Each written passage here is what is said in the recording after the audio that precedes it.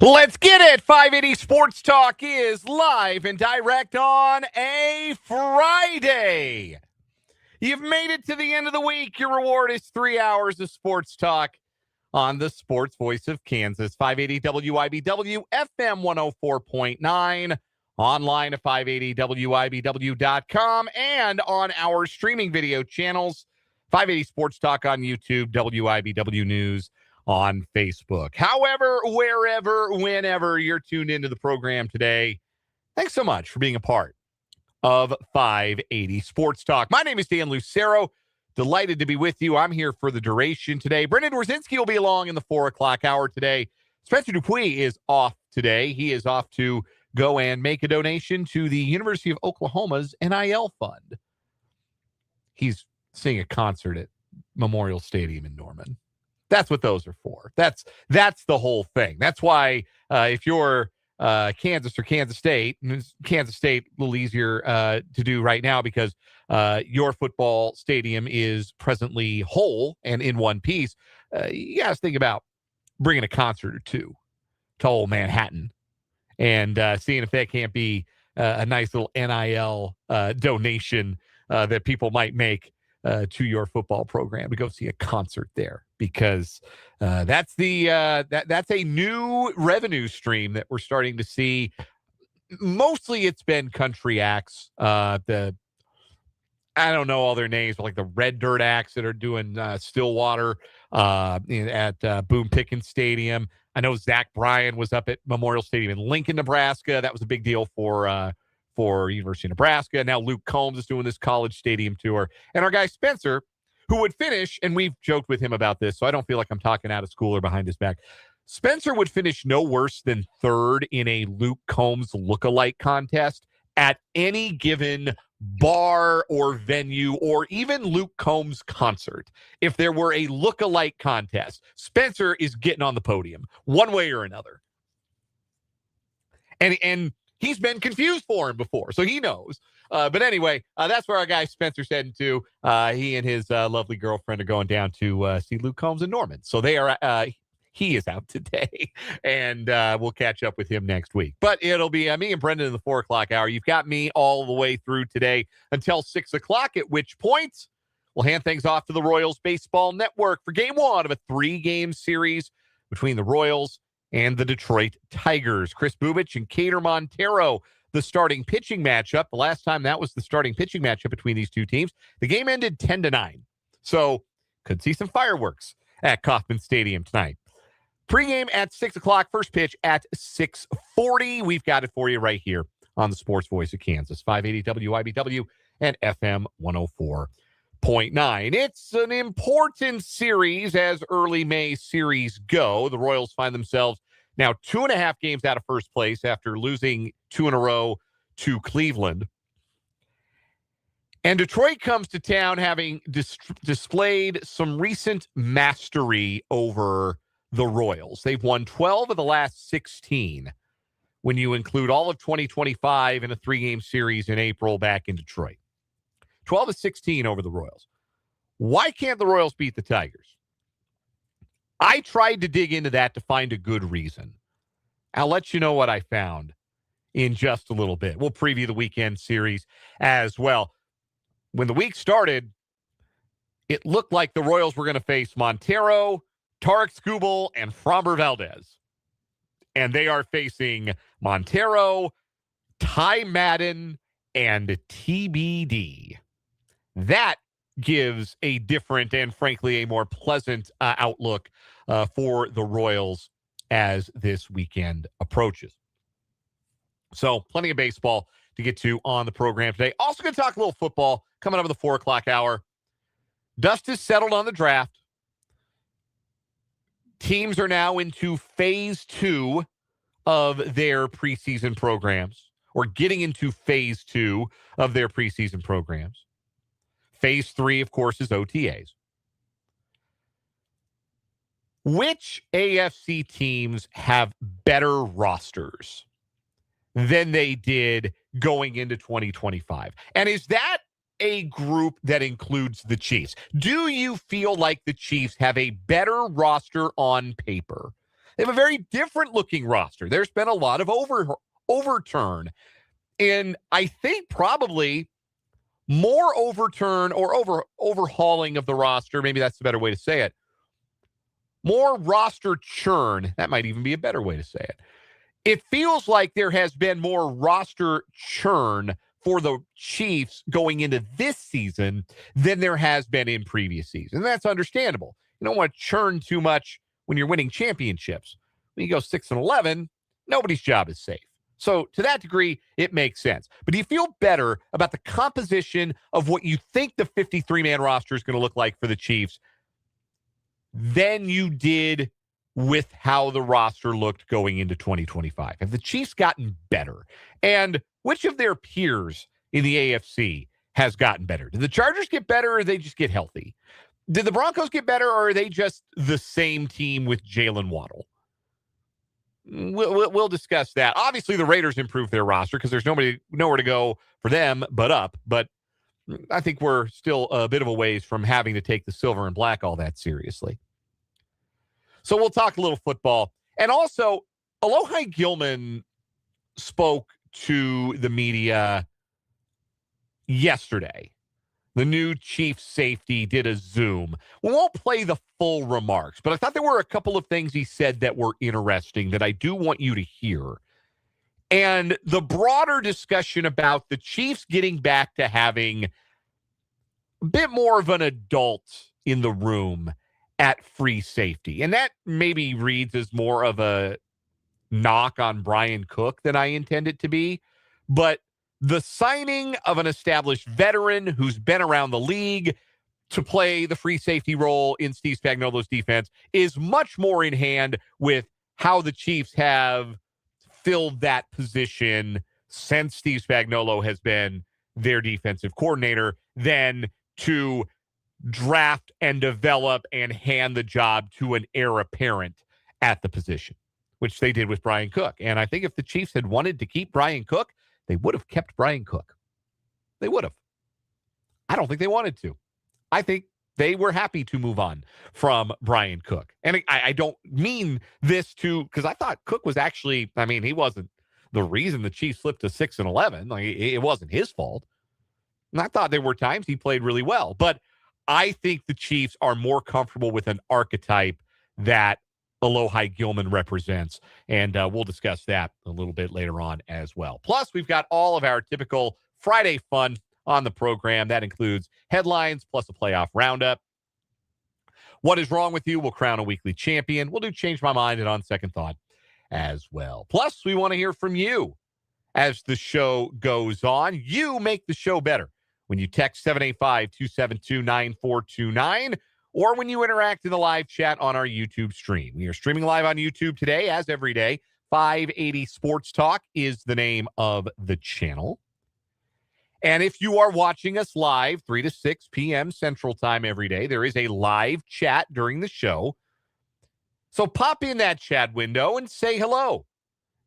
Introduce yourself. Interact with your fellow listeners and with your hosts as the show goes along. See Mark H. and Paul into the chat today. Greetings, gentlemen. Look forward to hearing from you and look forward to hearing from more of you folks as we go along today. Looking forward to this Friday show here on 580 Sports Talk.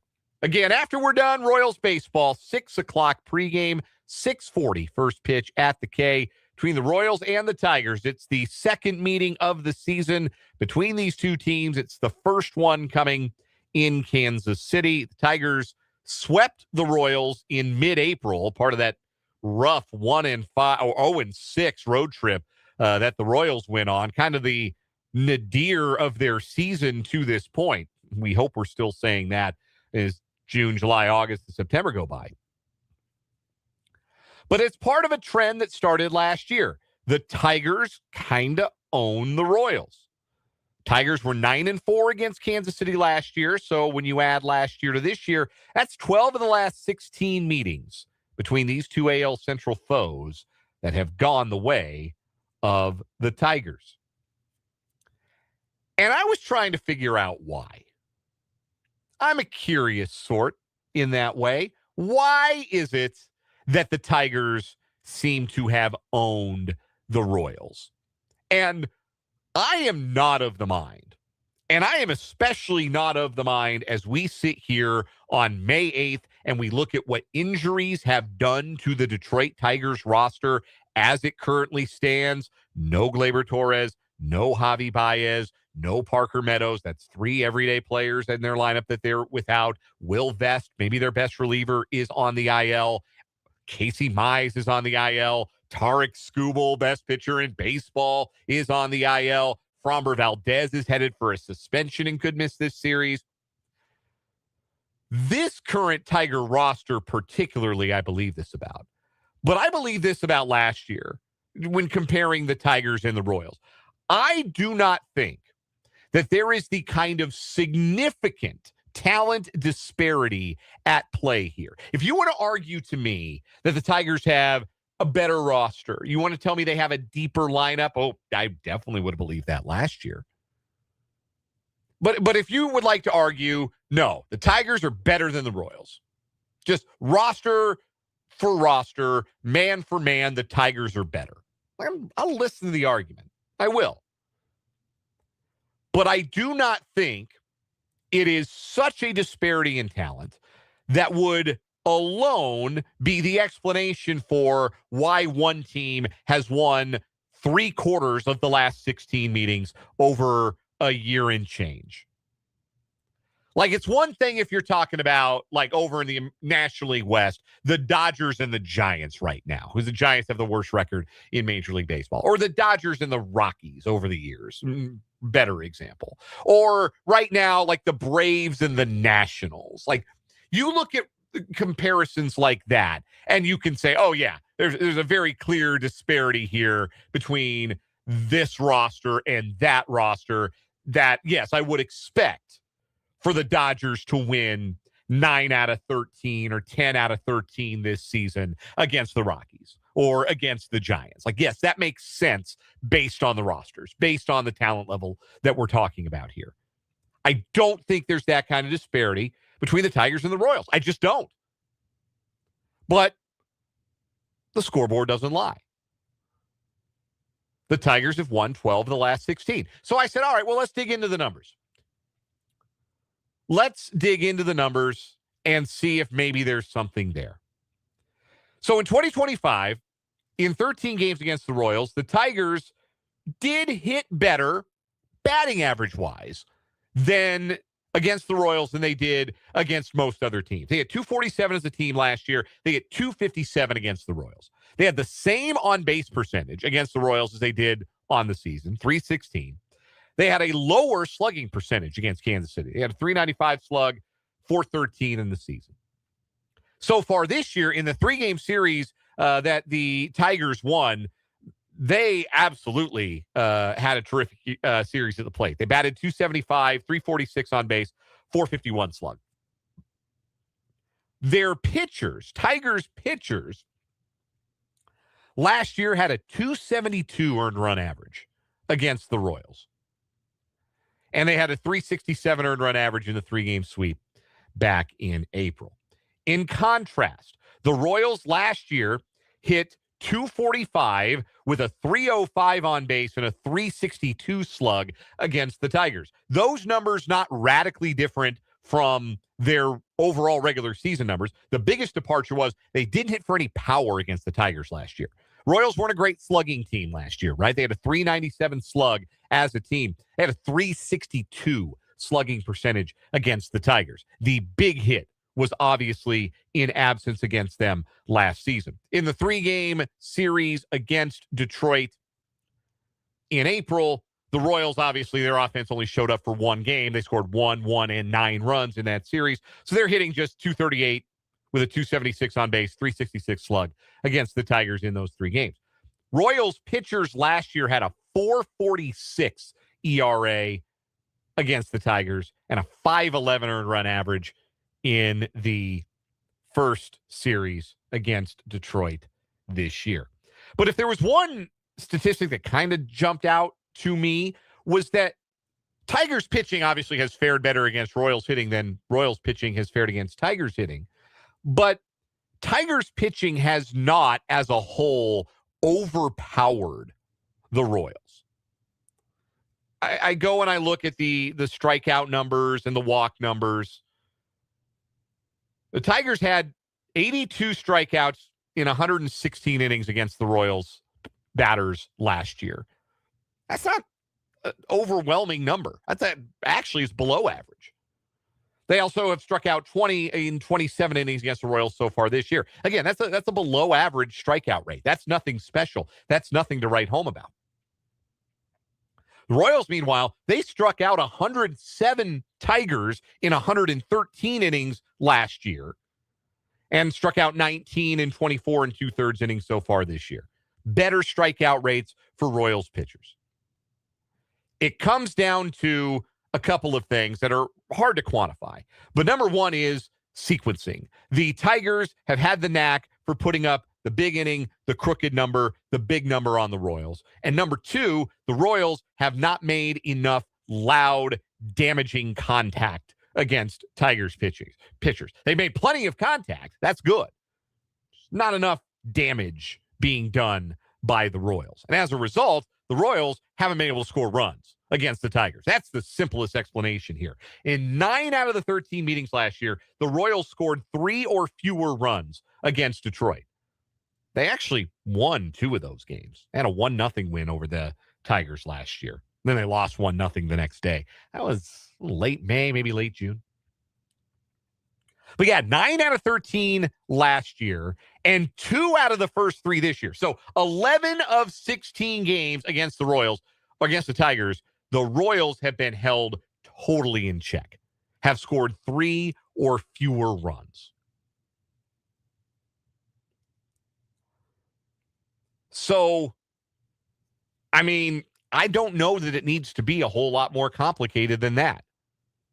I don't necessarily think that this is a mental block that the Royals have against a team. If the Royals were so mentally worn out by the prospect of trying to beat the Tigers, or so defeated every time they looked across the field and saw that old English D on the ball caps, then explain how they rallied from, what were they down? 6-2, 6-0, maybe in that wild game. They ended up winning 7-2, maybe. It was 6. It was 6-2. Maybe it was 6-0. It was at least 6-2 before the 7th inning rally, where the Royals took an 8-6 lead. Explain that. Where does that come from if you're so mentally broken by the prospect of playing the Detroit Tigers? So I don't think it's that. I don't think it's intangible. I don't think it's something that we can't qualify.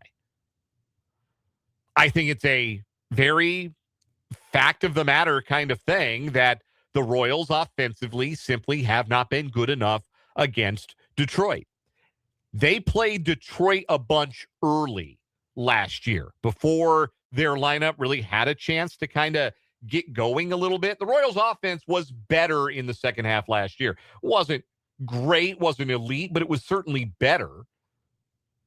But the Royals played a lot of games against the Tigers early and then played 6 games against them in the month of August. And now this year, they played 3 games against them in mid-April when they couldn't hit anything as a team. So maybe they've caught Detroit at a bad time for their lineup. Maybe that's something that you could attempt to quantify. But the conclusion I keep coming back to, again, you're still talking about 16 games. You're talking about a really small sample size here. I don't think there's anything to suggest that this needs to continue or that this should continue. And what else is clear from the Royals' perspective? What else is unmistakable from the Royals' perspective? If they want to really make a move in the standings, if they want to really feel like we're the big dogs around here in the American League Central, the Tigers are the team they have to beat to do it. Even though the Tigers didn't win the division last year. Remember? They blew it in September. You'd maybe tuned out. You were maybe all in on the Chiefs by the time September rolled around because the Royals were in it, but they weren't really in it. And maybe you missed Detroit blow that division lead. But yeah, Detroit hasn't won the division. They didn't win it last year. They didn't win it the year before that. Cleveland did. But Detroit has acted and played as though they carry themselves a little bit like they're the team to beat in the best of times. And I think they have certainly carried themselves that way against the Royals when they have met. The way around that is to show them that they're wrong. The way around that is just beat them. And with 3 one-run losses in Detroit back in April, the Royals, none of those games should have been games where the Royals walked away feeling, yeah, we didn't have a chance tonight. We just can't beat these guys. You're 1 hit away. You're 1 strike away, literally, from winning the finale. And I don't know how different the conversation we're having about this Royals team is if Lucas Erceg just throws 1 more strike past a very strikeout-prone hitter in Riley Green. If he finishes that at bat and the Royals win that game, maybe they don't go to New York and get spanked 3 out of 3. Maybe they don't plummet all the way to 8-17. Maybe mentally there is a shift there. Because I do think losing the game the way they lost that game on their way to New York absolutely affected them. They tell you this at every level, even all the way to high school. You don't want to let one game beat you twice. I think that getaway day loss to Detroit beat the Royals 3 more times. I think they took that with them on the plane to the Bronx, and that's why they had the showing that they did. That and the Yankees are really good. Maybe the only good team in the American League. So, again, I say all that. There's nothing in the numbers. There's nothing quantifiable to me that says, oh, yeah, the Tigers should own the Royals. The Royals should be able to punch back. They should be able to do it at home. They should be able to do it even though they're not right now with their best starting pitcher on the roster, much like the Tigers, because Cole Reagans today did go on the 15-day injured list. He wasn't going to pitch in this series anyhow. The Royals have an opportunity to finally respond to a year and change of getting knocked around by the Tigers. If I had to bet, I'd bet they're pretty aware. I'd bet they're pretty sick of it. I'd bet they'll come out pretty motivated. We'll take a time out here on 580 Sports Talk. When we come back, we'll get your reaction. 785-272-9429 is the number. You can also interact in the live chat on our YouTube channel, 580 Sports Talk, or drop a comment if you're watching on Facebook at WIBW News. Follow up to that Cole Reagans transaction. Royals made a handful of transactions today. We'll tell you about those. Matt Derrick is going to join us. I almost forgot. Matt Derrick, our Chiefs insider. He's our guest today. I'm so excited to talk to Matt. He's going to join us in a little less than 10 minutes. We'll get his perspective on everything going on with the Kansas City Chiefs, our Chiefs insider from ChiefsDigest.com. We got some more Chiefs, some more Royals to talk. We got a What Is Wrong With You weekly champion to pick. It's a Friday on 580 Sports Talk. We're glad you're here on WIBW.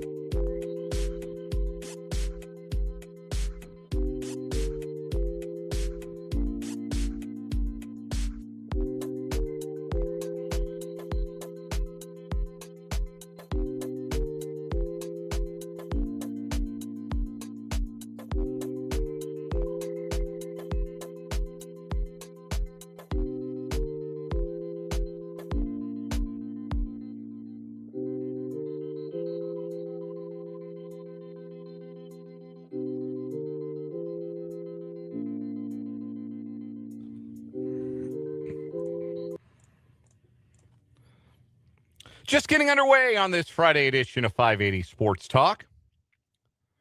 I am Dan Lucero. Brendan Dworzinski will be along in the 4 o'clock hour. Spencer Dupuis is off today.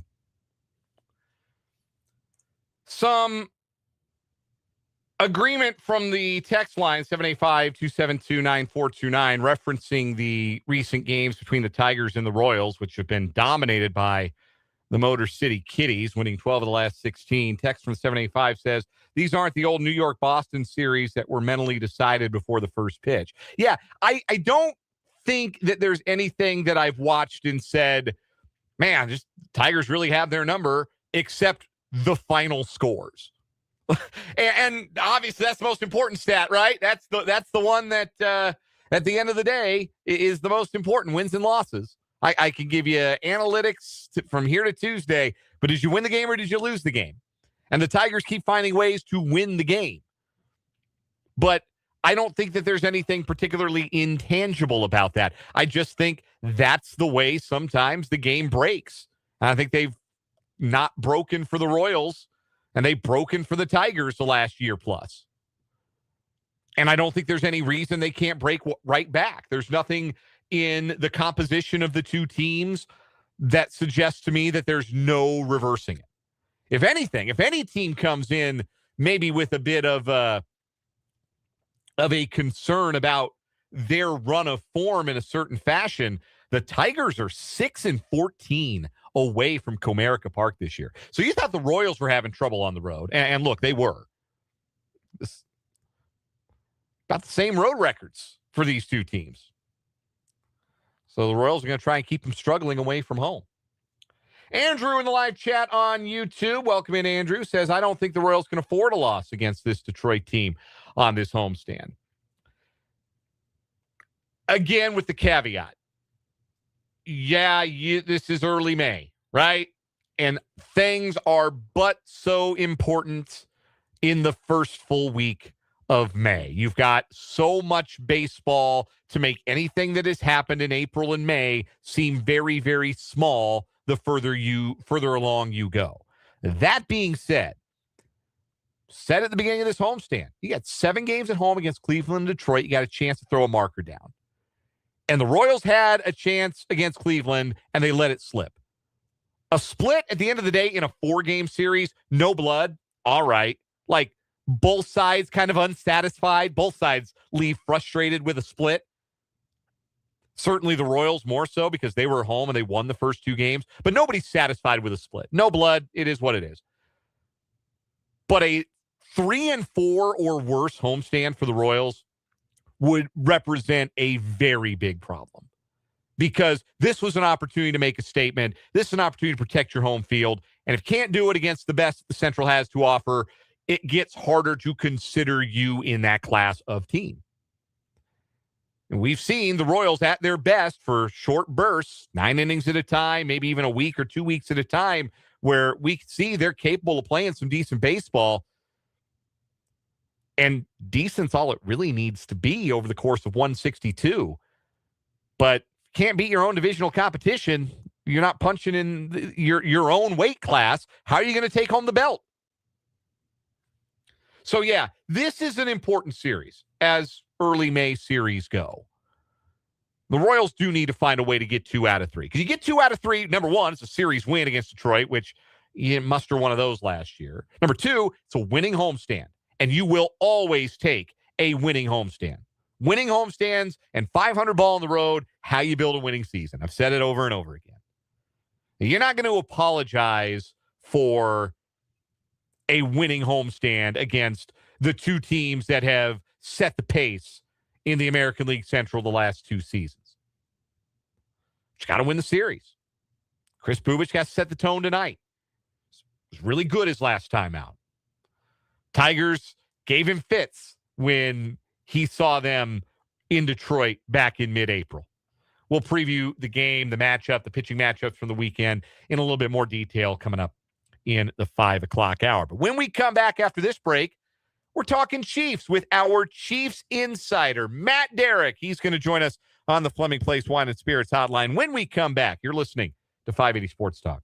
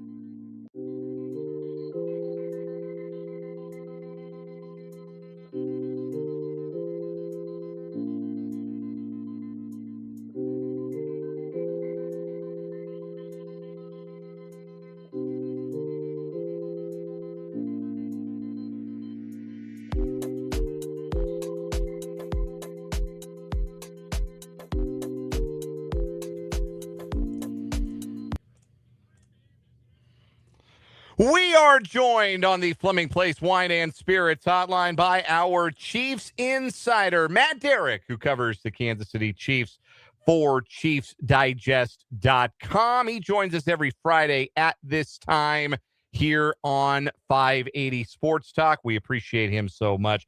Matt, you got a chance, you and the rest of the Chiefs media group got a chance to talk to Alohi Gilman yesterday. What impression did the first-year free safety for the Chiefs leave you with?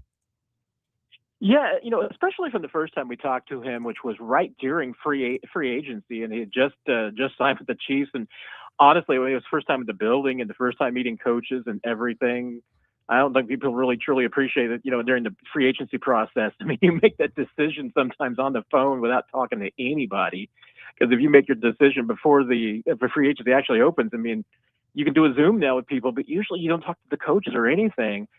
He seemed a lot more comfortable yesterday and a lot more understanding of what the Chiefs are going to use him to do and what he's being asked to do. And you really get to see his personality a little bit. And this guy, he's quiet. I mean, there's no doubt about that. He's a little soft spoken. He's not, maybe the loudness of a Brian Cook or a Tyrann Mathieu. Maybe even not as loquacious as we might say for Justin Reed, but he is such a smart guy, high football IQ. You can tell that he's very just cerebral about the whole game and what his role is. And he seems like he was having a lot of fun. I mean, he talked about learning the defense and kind of, even though he's a little quiet, I mean, he talked about being ticked off, with himself at times, picking things up and learning things and making mistakes. But he talked about that also being part of the process. So, it seemed to me like a guy that, like I said, even though he's quiet and a little soft-spoken, he's excited to be part of this and really getting into learning the defense and picking everything up.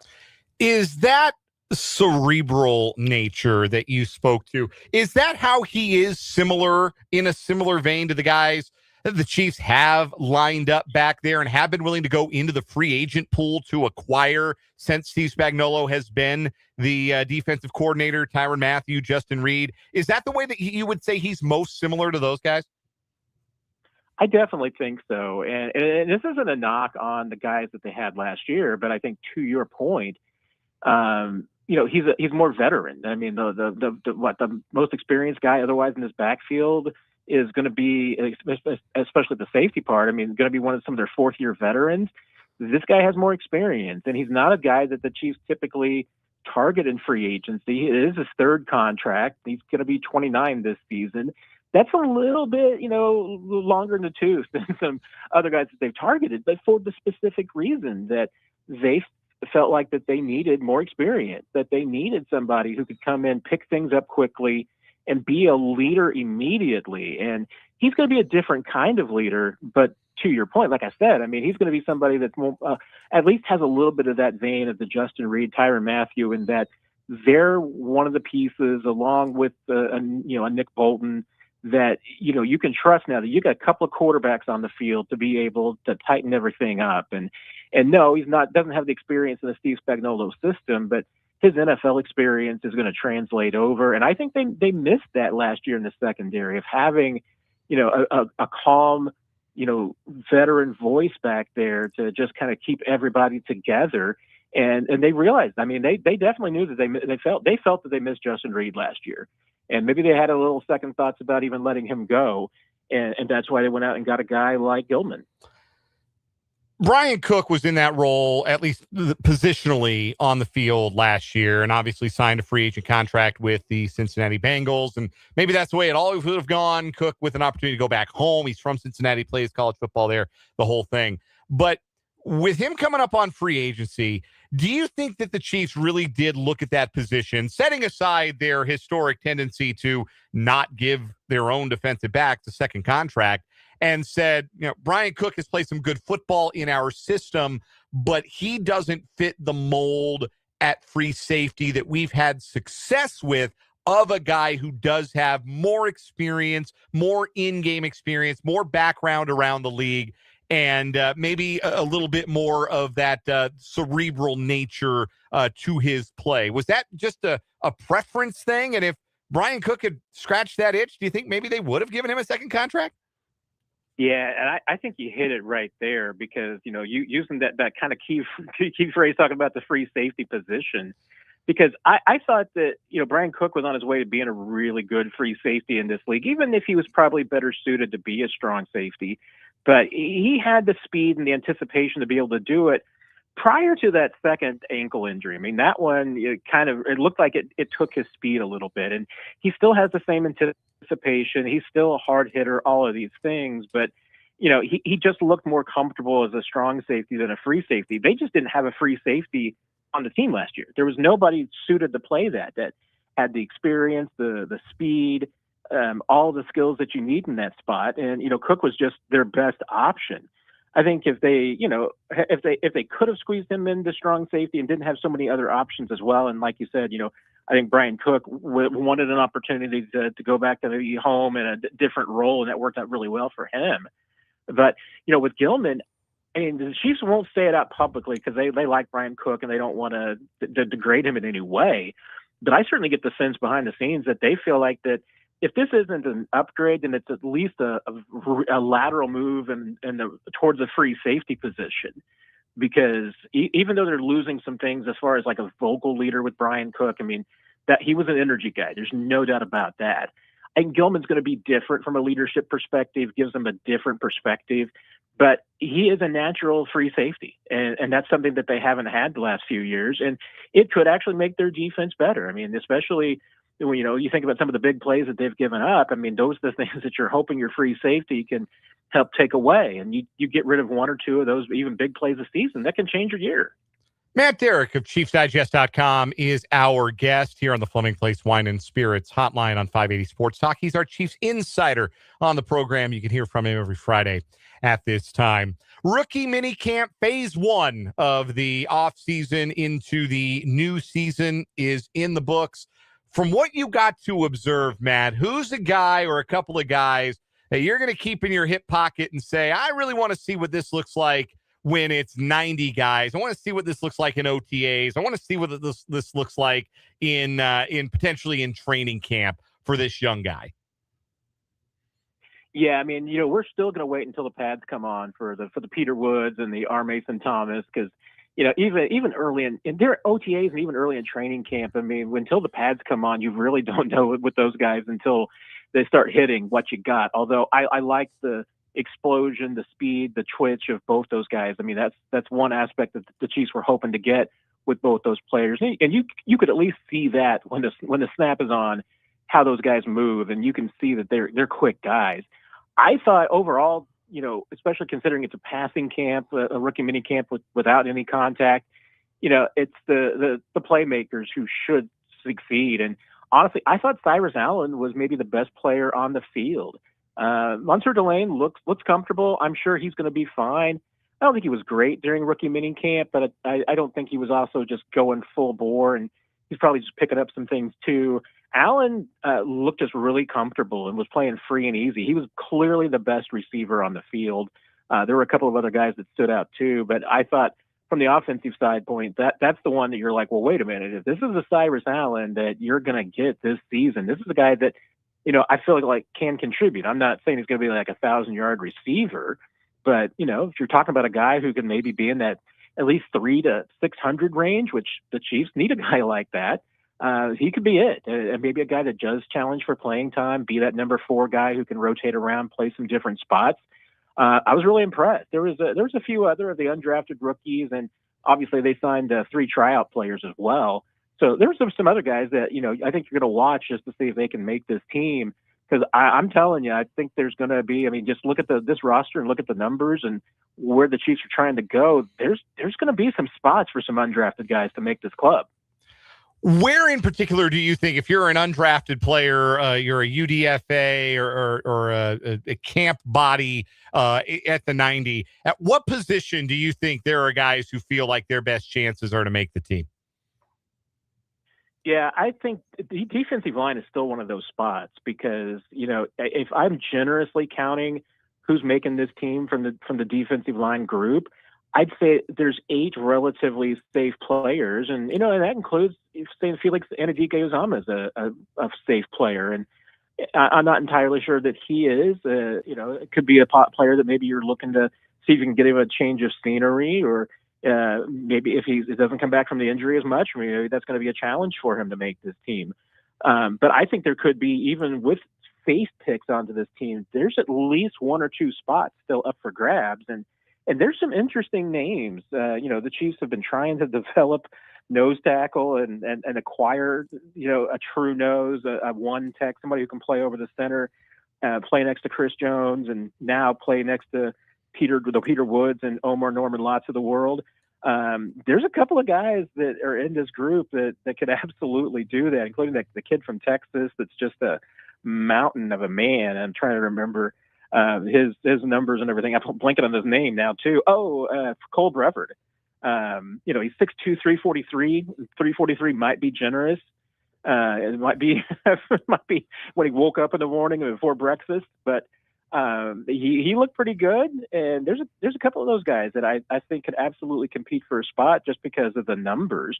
And the Chiefs may have numbers at some other spots too. And maybe there's going to be we've seen that the Chiefs have identified secondary talent really well in the past. So hey, if there's one of these guys that steps up and is challenging, even if you could have anybody. I mean, there's a couple of spots at the end that I don't think are guaranteed. I mean, there's no guarantee that Kyer Elam's going to make this team, or Kader Kohou's. There's going to be some spots that could be competitive, and even linebacker on the offensive side. Chiefs, again, offensive line's always been a spot that they've been successful at. And if the Chiefs don't sign another wide receiver, I think there's going to be a competitive spot there that's up for grabs. Matt Derrick at ChiefsDigest.com, our Chiefs insider, joining us here on 580 Sports Talk. Matt, put a percentage on it. Percentage chance you think Patrick Mahomes participates in OTAs in 2 weeks? I think it's pretty high. I still don't think that it's wise to get him out there where there's a lot of bodies around his legs and his knees. So I wouldn't have him out there for any 11-on-11 or 7-on-7. But the Chiefs just they continue to talk about how he's ready to go. It sounds like he's ready to go. We might be able to talk to him here just before the OTA start, and maybe we'll get a sense from what Patrick thinks. But I'm going to say I think it's well over 50%. I'd probably even say like 80% that I think he's going to participate. Now, the Chiefs are certainly putting the brakes on how much that he might participate, but it doesn't really matter. I mean, once he takes part in an OTA practice, my understanding is that it's going to take opening up training camp on the PUP list, on the physically unable to perform list. That'll take it out of the equation. And I think the Chiefs are okay with that. So you hope that he doesn't have any setbacks and nothing happens. And that's why I would keep him out whenever there's bodies on the field. But when you're just talking about going through drills, all that stuff, I mean, it looks like he's ready to go for that. So I'm expecting he'll probably take part in that. The schedule release will take place before we speak again, May 14th, next Thursday. Do you think the Chiefs get a marquee week one primetime exclusive game window, or is the NFL going to play it safe, not knowing if Mahomes is going to be there for week one? Yeah, I think that's a great question. I've gotten the sense that I think that the NFL is going to play it safe, at least with the first 3 or 4 weeks of the season, and probably not put a lot of marquee games for the Chiefs early, both with what Mahomes went through last year and what the team looked like last year early. I think they're still going to get plenty of prime time and nationally televised games, between those 3:30 games and just any night of the week that you can imagine. I imagine that the Chiefs will be going to Spain. So, they're going to get plenty of primetime exposure. I'm just expecting that a lot of it's probably not going to kick in until October. Matt Derrick covers the Kansas City Chiefs at ChiefsDigest.com. You can find him all over all matter of social media, and you can catch him Fridays right here on 580 Sports Talk at this time on the Fleming Place Wine and Spirits Hotline. Matt, it's always a pleasure. Enjoy your weekend. We'll do it again next week. Sounds great, Dan. Take care, my friend. That is Matt Derrick. We'll take a timeout, come back, and put a wrap on this first hour of the program with an on-second thought on 580 Sports Talk.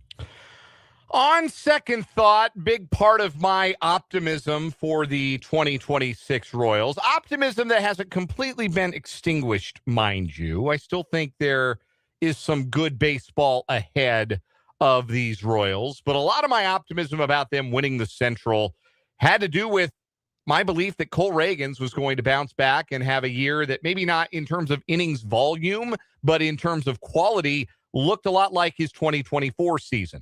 Well, the innings volume is going to decrease, at least for the short term, as he went on the 15-day injured list today. But the quality hasn't been there for Reagans even before he hit the IL with that left elbow impingement. Valgus extension overload, a.k.a.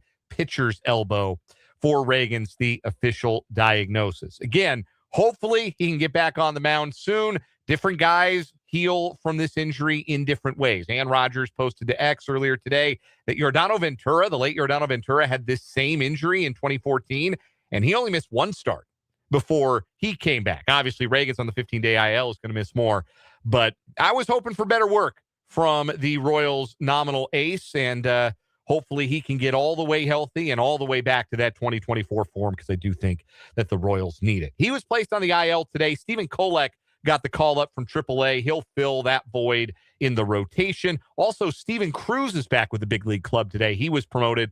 Eric Sarantola sent back down to AAA Omaha. That was simply a matter of the Royals needed a fresh bullpen arm after Sarantola threw 2 innings yesterday. We'll have some more Royals talk later on, but in the 4 o'clock hour, we're going to talk some football. Who's gotten better in the AFC? And are the Chiefs among those teams who have? Brendan Dworzinski joins me for the 4 o'clock hour coming up on 580 Sports Talk.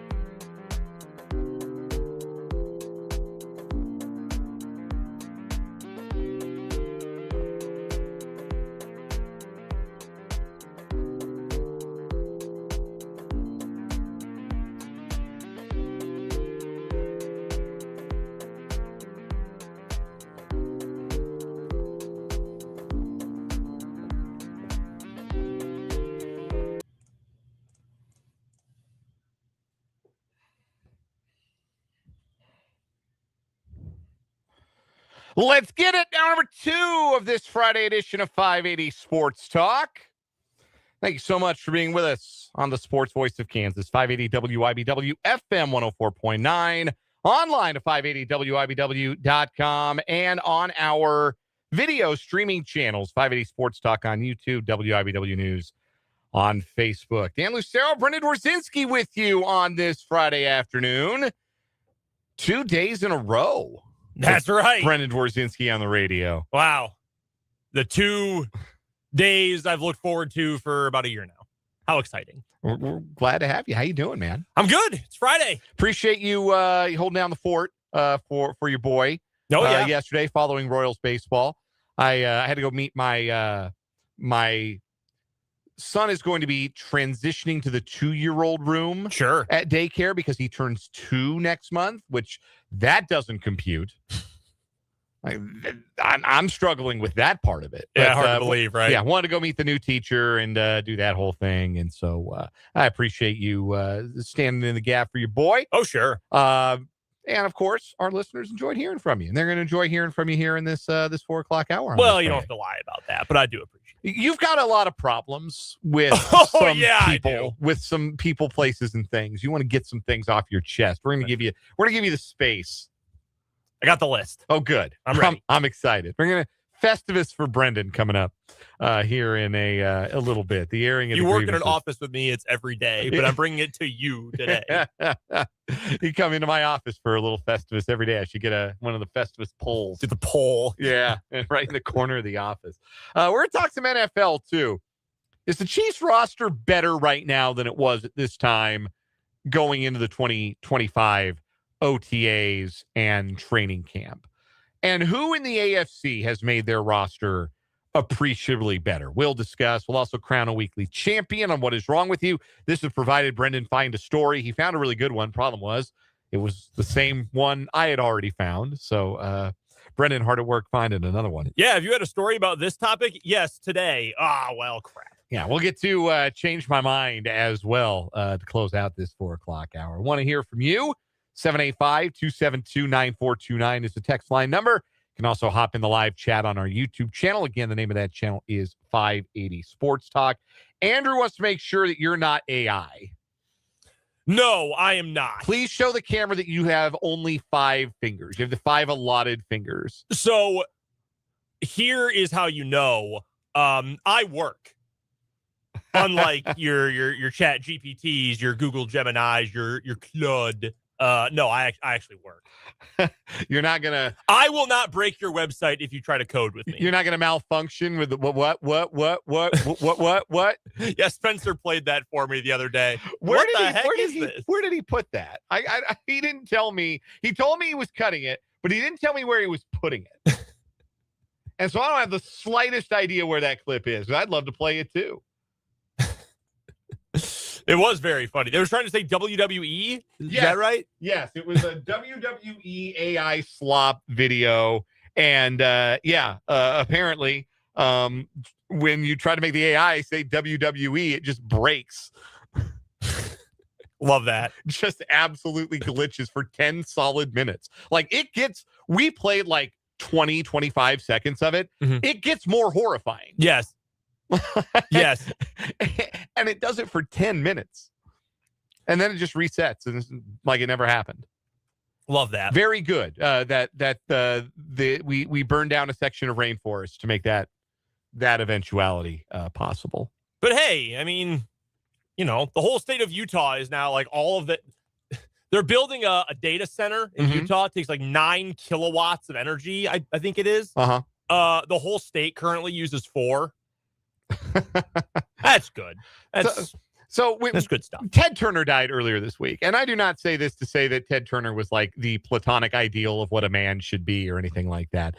He could be quite a scoundrel, as any of his ex-wives would attest. And he also might have been a little bit insane. But like, he had billions of dollars. And you know what he did? I'm going to have a TV station. I'm going to buy a baseball team and a basketball team. And I'm going to race boats. And I'm going to bring back the American bison. And I'm going to preserve old movies and cartoons. I'm going to do this and that with my money. And now today's billionaires are like, AI, and I'm going to live forever. I'm going to steal Lex Luger from the WWF. Yeah, I'm gonna make some wrestling. Like Ted Turner was out there doing stuff with his money that we would like to think, like, if we had $1 billion, that's what we go do with our $1 billion. Buy the sports team in town, start our own TV network. No, all the billionaires now is, I want to own all the newspapers and replace all of the writers with AI, and I want to make sure I live forever. Everlasting life and artificial intelligence. The only thing that matters to today's rich people. There are no good billionaires. Yeah, don't you think you'd get like bored after a while? Like, I've had 180 years of this. Like, I don't need this. Yeah, who forever. wants to live forever, right? Imagine if you lived even like 200 years ago to today, the stuff you would have lived through. You'd also be like withered and not able to do anything. Yeah, you would have seen the Cubs win the World Series twice. Like, there's no novelty to anything at that point. Hey, shoot. No, they would have won it 3 times, I think. 3, 4? Yeah, maybe. Let's not disrespect the hitless wonders of the early 1900s. No, they lost in 1906. The hitless wonders were the White Sox, the 08 White Sox. That's true. Yeah, Well, did they lose to the Cubs? No, they beat the Cubs. That's why we know who the hitless wonders are. They were the champions. Which one did the Cubs win? 1906, obviously. Or 1908. Yeah, obviously. the Cubs won in 08. It was the hitless wonders were 06, I think. And 07. It was 1907. So, yes, they won that 07, 08, 2016. Those are your Cubs. There you go. Yeah, we've seen it 3 times. So, anyway, no, Brendan is, we are AI around here, but it's actual intelligence is what I like to say. Actual intelligence. I just want to talk about Allen Iverson, personally. Let's, that's the AI I'm concerned about. Yes. I loved Allen Iverson. One of my favorite athletes of all time, really and truly. And I know that he did not always have the best reputation, and like deservedly so. He did a lot of stuff that wasn't great. But I'm going to tell you this from a professional standpoint. You want to talk about a pro? He was a Denver Nugget when I interned at KOA in Denver in college. Every game, win or lose, first guy to do media availability, Allen Iverson. He understood that was part of the gig. Mm-hmm. He went out. He answered questions. He dipped. Carmelo Anthony would make you wait an hour, sometimes longer. Yeah. Iverson got up on the podium before the coach.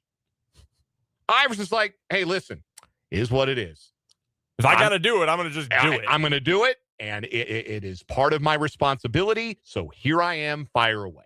Win or lose. Never made you wait. Like, developed a great deal of respect for the professionalism of Allen Iverson. Respect. And I already admired him as a basketball player. I tried to do that cross, the Iverson, right? The dribble that was in the commercials where Jadakiss is rapping. He's got the shoes. I tried to do that move in my driveway. Oh my God. More times than I care to admit. I love it. More times than I care to admit. Anyway, let's get into some football. Let's do it. Shall we?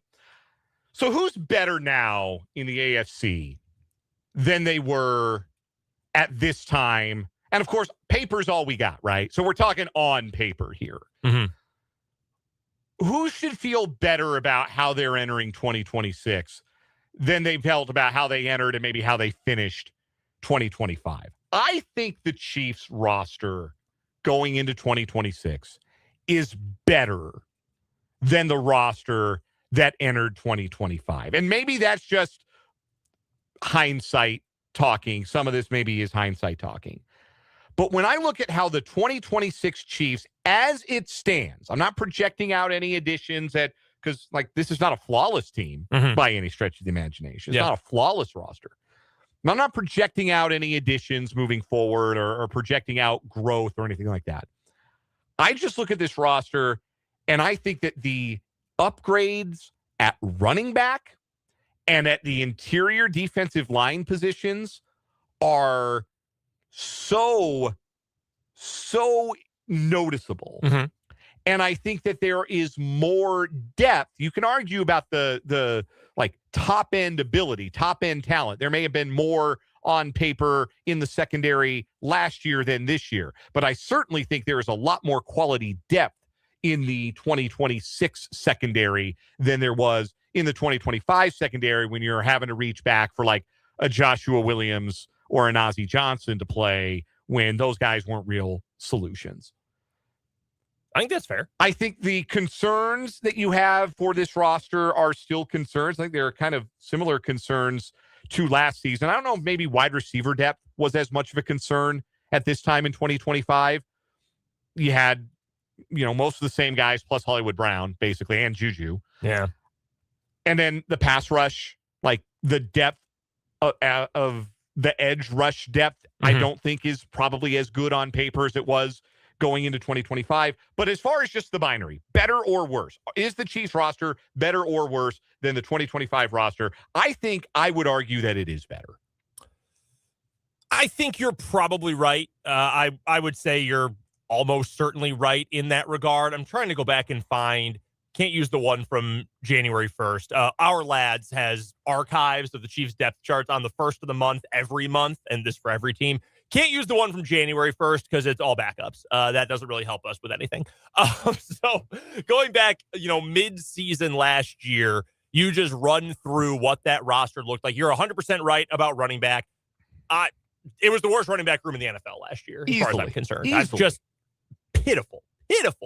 With Pacheco and Hunt, who couldn't move. Elijah Mitchell didn't do literally anything. Brashard Smith, who knows? I mean, you immediately add a legit, I don't think Kenneth Walker is like a top 3 running back in the league, but he's like a B+ player with the ability to have an A++ kind of game. You could argue me into him being top 10 pretty convincingly. Yeah. Sure. Yeah. No problem with that at all. That is an immediate upgrade. I like Emmett Johnson. I really do. I think that's a positive addition there. DeMarcado is a fine break glass in case of, Walker misses a game. You can use DeMarcado a little bit. He's going to pass block for you. Shoot, I even think Jaden Ott as an undrafted free agent is interesting, at least. Yes, you fan, they'll tell you he kind of quit on that team last year. I think he was just too banged up. Yeah, I kind of agree. That's the kind of the concern, is that the injury just has caught up with him, and he's just not the same guy that he was at Cal. But he's a UDFA. If he makes the roster, that clearly means he's got the juice back from Cal, and if not, he cost you a ham sandwich. Yeah. That's it. So running back, miles and miles ahead of where you were before. Wide receiver, I mean, if you wanted to make a projection, do you think Cyrus Allen can be anything? Because if so, you're probably better off than with whatever the shell of Hollywood Brown has been. Hollywood stunk last year. I saw some, was in a message board thread the other day of Eagles fans talking about their wide receiver room. And but we added Hollywood Brown. Buddy, no. That's not a plus for your team this year, especially if you're losing A.J. Brown. There's also the difference between the 2025 roster having a Rashee Rice who you knew was going to be suspended and also 1 year removed from the ACL, compared to a Rashee Rice that, for now, and that is an important caveat given what we know about Rashee Rice's predilections off the field, for now is not facing any NFL discipline and is 2 years removed from the ACL. This is a better version, a more capable version, a version more likely to produce at a high level of Rashee Rice that the Chiefs carry into 2026. And if anything, when we talk about the receiver room, it's not good enough on paper. They basically got 3 proven NFL guys, all of whom are an injury risk. Right. And then after that, the drop-off is incredibly severe. If you wanted to say it was the worst receiver room in the league, I would say that would probably be an overreaction, but it's definitely bottom 10. And maybe even nearer to the bottom 5. It's not a good room, 1 through 5. But we might be in the process of dismissing the wide receiver room out of hand, maybe a little bit underrating just what Rashee Rice is capable of being in 2026. If he can get back to that form from late 2024 or even just the first 4 games of 2025 or 2024 before the injury or late 2023, that is a borderline number 1 wide receiver in this league. No, I agree with that. Now, I will say, just as a side note, everyone else in the league is playing for 3rd for worst wide receiver room. Have you seen the Raiders? Oh, yeah. Depth chart? The Raiders. Jack Bech, Trey Tucker, Jalen Naylor. I think I'm wide receiver 4, actually. The best wide receiver for the Miami Dolphins is Tutu Atwell. Oh, no. Their other starters are Tutu Atwell, skinnier than you. Malik, thank you. And shorter than me. Malik Washington and Jalen Tolbert, who the Cowboys needed a second receiver for a couple years, and he couldn't do jack. So everyone else playing for 3rd. That being said, I do think, a healthy Rice is going to be helpful. I'm hopeful that one of the young guys between Allen and Royals, the 2 you've drafted these last couple of years, can do something for you. was saying this to you the other day off the air, and I said it on the air a couple weeks ago. I really wish the Chiefs had gotten a little bit more involved in the Juwan Jennings sweepstakes. They did apparently at least make a call to his agent, found that out today, but he only visited one team. He visited the Vikings. He signed there today because I think that moves Xavier Worthy and Tyquan Thornton down in the pecking order. And I like Tyquan Thornton a lot more as your third wide receiver than your second receiver. And I like Thornton. I think he's a useful player. I agree. I like Worthy more as kind of a manufactured touch guy than like your starting Z receiver. But it is what it is. If Rice can get back to who he was in, what would that have been, late 23? Yeah, late 23. Yeah. Like December in 24. Yes, right? Yeah. December in the playoffs. Because first 4 weeks of 2024, it looked like he was going to lead the league in receiving. Yes. And then the injury. So that's my hope. Can you get something out of one of those first or second year guys between Allen and Royals? Take a little of the pressure off of Worthy to do like the true wide receiver stuff. He's a deep ball guy. I just am afraid, number one, like a day 3 wide receiver is not expected to reasonably contribute, I think, in the Chiefs offense. They've never, the one time they did get a guy who did that, it was Tyreek Hill. And he was not a day 3 guy because of his talent. Let's be honest about that. And then maybe Jalen Royals can't play. It's possible. Yeah, maybe he just can't play. Like, maybe he can. Can't rule it out, but certainly a lot more question marks at that position room than I'm comfortable with. Now, I do think year 2, Josh Simmons at left tackle and replacing Jawan Taylor with Jalen Moore at right tackle, plus how good the interior is. The folks who do like advanced numbers on offensive linemen and eat the tape and all of that, they will tell you that Kingsley Suamataia was not like fine last year. Kingsley Suamataia was good at left guard. Yeah. I think this is a top, I couldn't give you an exact number. I think this is probably like a top 8 offensive line in the NFL. I think if anything, you would say fewer question marks on the offensive line, because last year you didn't know what left tackle was going to look like. You didn't know what left guard was going to look like. Now you feel a lot more settled at left guard and left tackle. Now the big question mark is right tackle, but you've got a guy who's been in your program, who played a little bit last year. Results were better at the left side than the right side, but he's got a whole offseason now to work on the right side. Defensively, I'm 100% with you on the inside. Jerry Tillery stunk.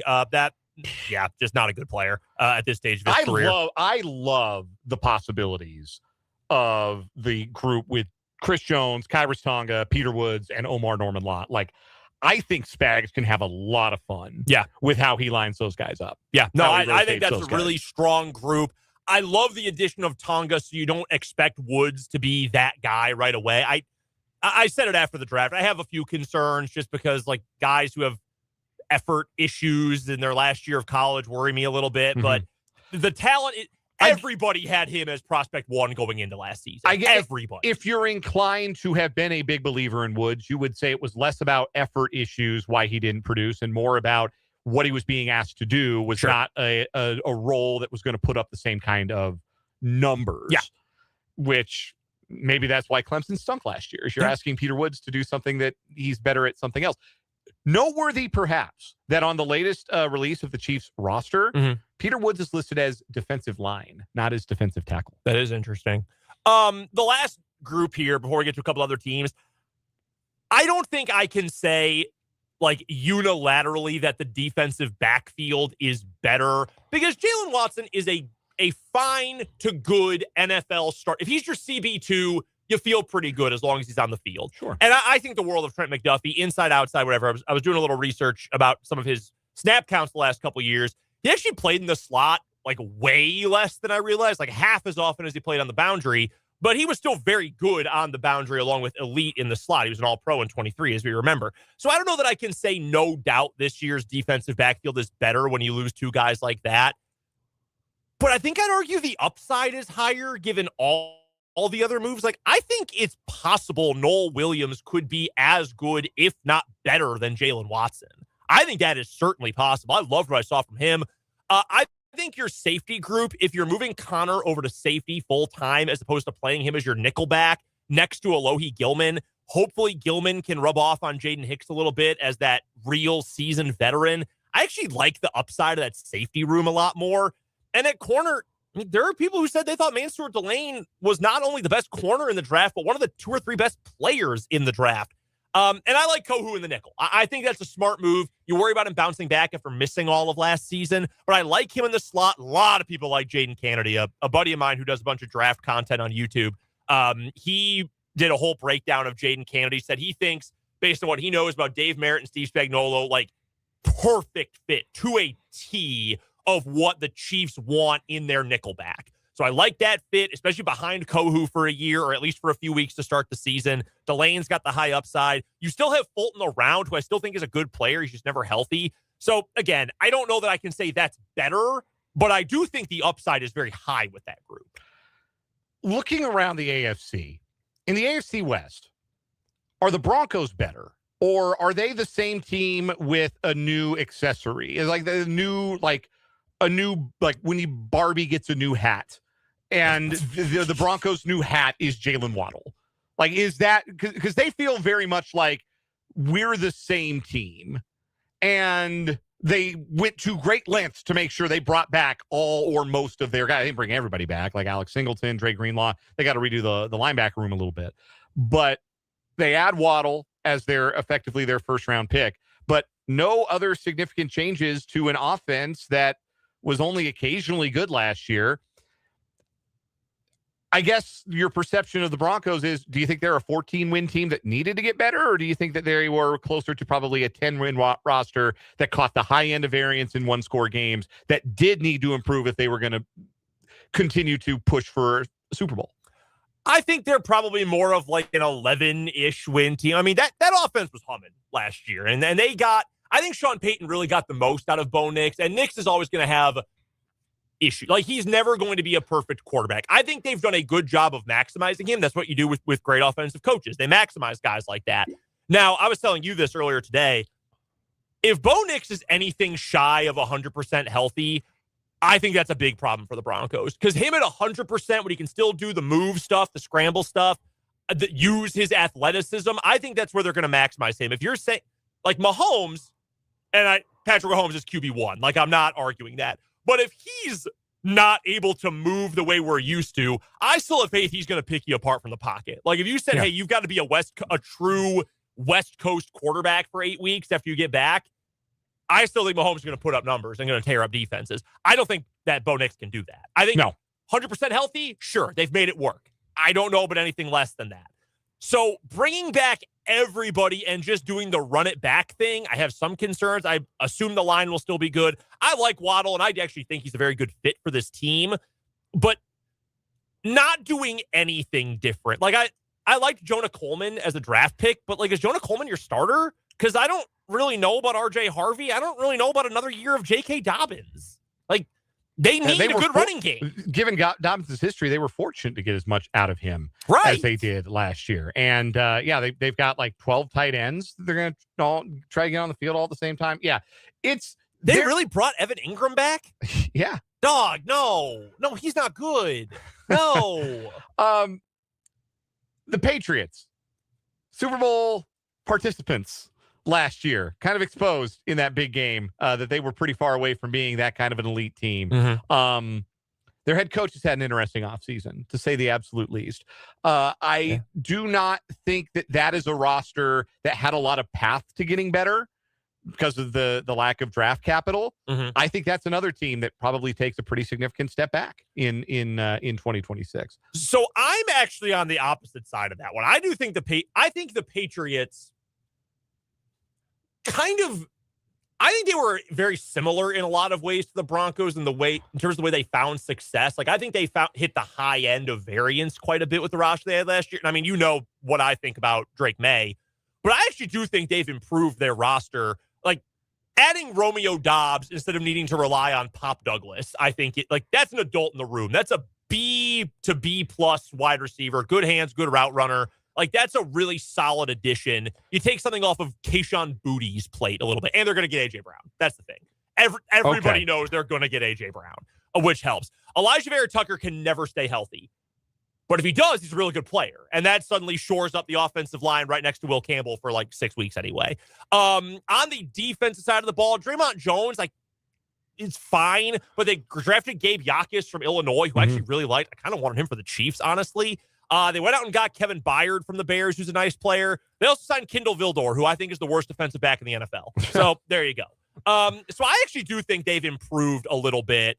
And again, when they eventually add A.J. Brown, that will help certainly as well. So I actually, if you're telling me who improved more or whose roster do you like better compared to last year, Broncos or Patriots, the AFC finalists, I would take New England. Similar binary, because we got to get to a break here, but quick answer here. Similar binary, Bills, Ravens. Which of those teams you think has gotten better? Or the most better? Are we only talking rosters? Or are we talking coaching? Well, coaching's a big part of it, right? Like Buffalo, I think, probably downgraded. I think you mean when the owner said, yeah, our team and our GM were let down by these bum idiot coaches, and then they promoted from within? Promoted from within. Yeah, I don't know. Like, I think the Ravens hit a home run with Minter. It's funny that he was a Harbaugh disciple, but I think he was a great hire. I think he's going to be a really good coach. That roster, I mean, they're going to miss Linderbaum. They have to be. They already weren't really good on the interior line, and that's going to be a really hard guy for them to replace. Yeah, like you lose your best guy there, but although they did get the one good interior lineman in the whole draft. That's true. In Ione. I love what they've done defensively. Nami Matabike might be back. Yeah, that's which is huge. Massive. Calais Campbell's awesome. He's going to play forever. They signed Hendrickson, but if they can defend the run better, he still only needs to rush the passer. They don't need him to defend the run if Campbell and Matabike do their thing. So I actually kind of like they brought John Simpson back, too, at right guards. They've worked on – we don't have a good center anymore, so let's help the guards. Sure. What the Ravens have done. The Bills spent a second-round pick to get DJ Moore. Yeah. Another guy who's best in the slot. Yeah, that's their big addition, and I don't know how much of a needle mover he really is. Okay, 3 potential... That's not to say he's a bad player. I just don't know how much better he makes the Buffalo Bills. They've added 4 potential starters in their defense, in their back 7, technically. Bradley Chubb, C.J. Gardner-Johnson, D. Alford, Geno Stone. I think at this stage of their careers, I think Geno Stone is the best of those players, and that's not a good thing. I think that with those additions, the Bills have really geared up in a major way to be the favorites to win Super Bowl 53. They better hope that, and I like Jim Leonard, their new DC. I think he's a really smart guy. They are banking on Jim Leonard's just going to make it work. Good luck. Good luck to him, I guess. We're overdue for a break. We'll come back, crown a weekly champion on What Is Wrong With You. Coming up next on 580 Sports Talk.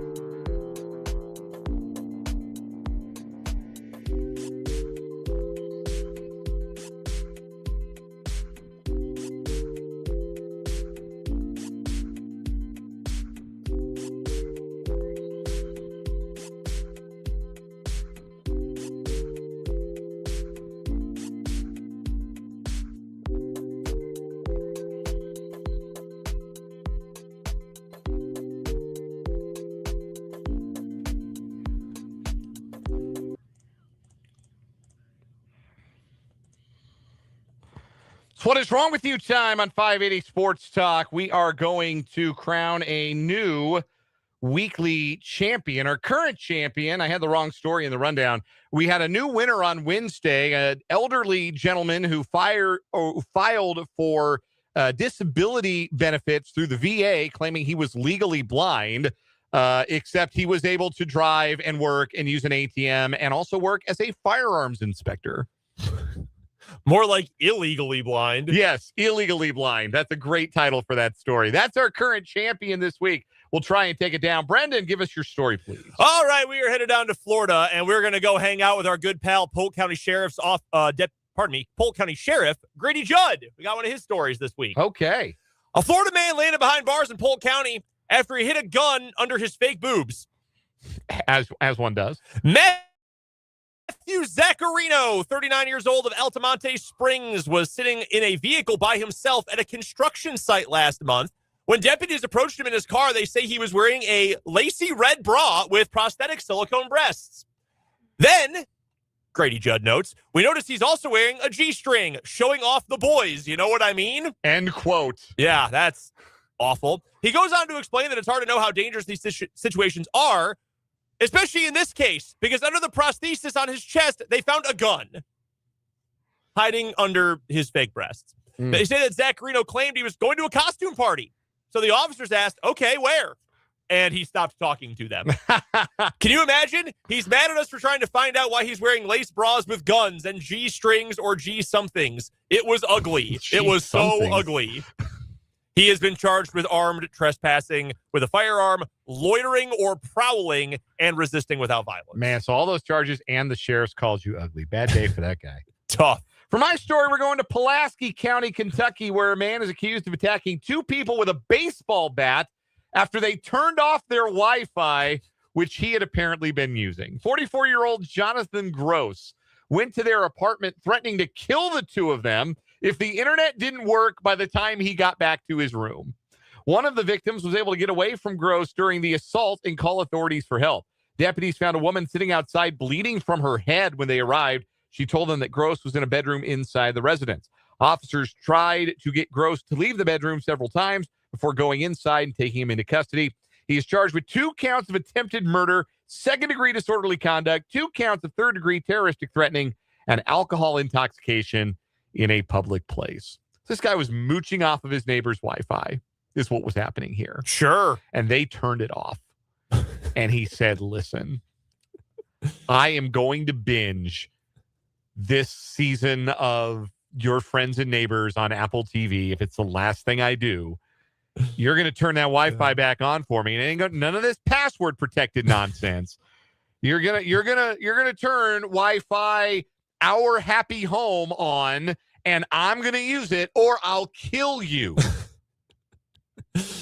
Yeah, man, this is a great one. I wanted to use this story until I found out that Dan had already pulled it. This gets my vote for today.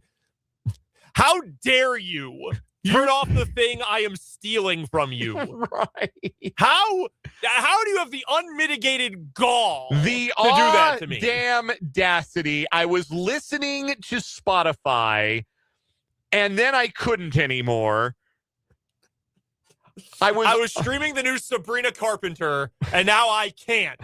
Someone's got to pay. I was watching my Netflix shows, and you turned off the Wi-Fi. I guarantee he probably doesn't have his own. If he's mooching Wi-Fi, I guarantee he's mooching like streaming services. Oh, yeah. No, that sure. Man has never paid for Netflix. Or maybe he's just like on the Roku channel. He's like, yeah, I had it on Gunsmoke TV, and I was watching old Westerns, and now I can't anymore. So you better turn that Wi-Fi back on. Otherwise, you die. I was getting my movie on Tubi, and you turned it off on me. Yeah, that gets my vote for today. I think it gets my vote for the week. What a wild story. Yeah, I'm going to go with you. That's crazy. The unmitigated gall. You better turn on that Wi-Fi or I'm going to kill you. Paul on YouTube refers to this as Netflix and kill. Netflix or kill. Apparently it was a binary for this guy. All right, that's going to be our winner. Holy cow. Wi-Fi lit.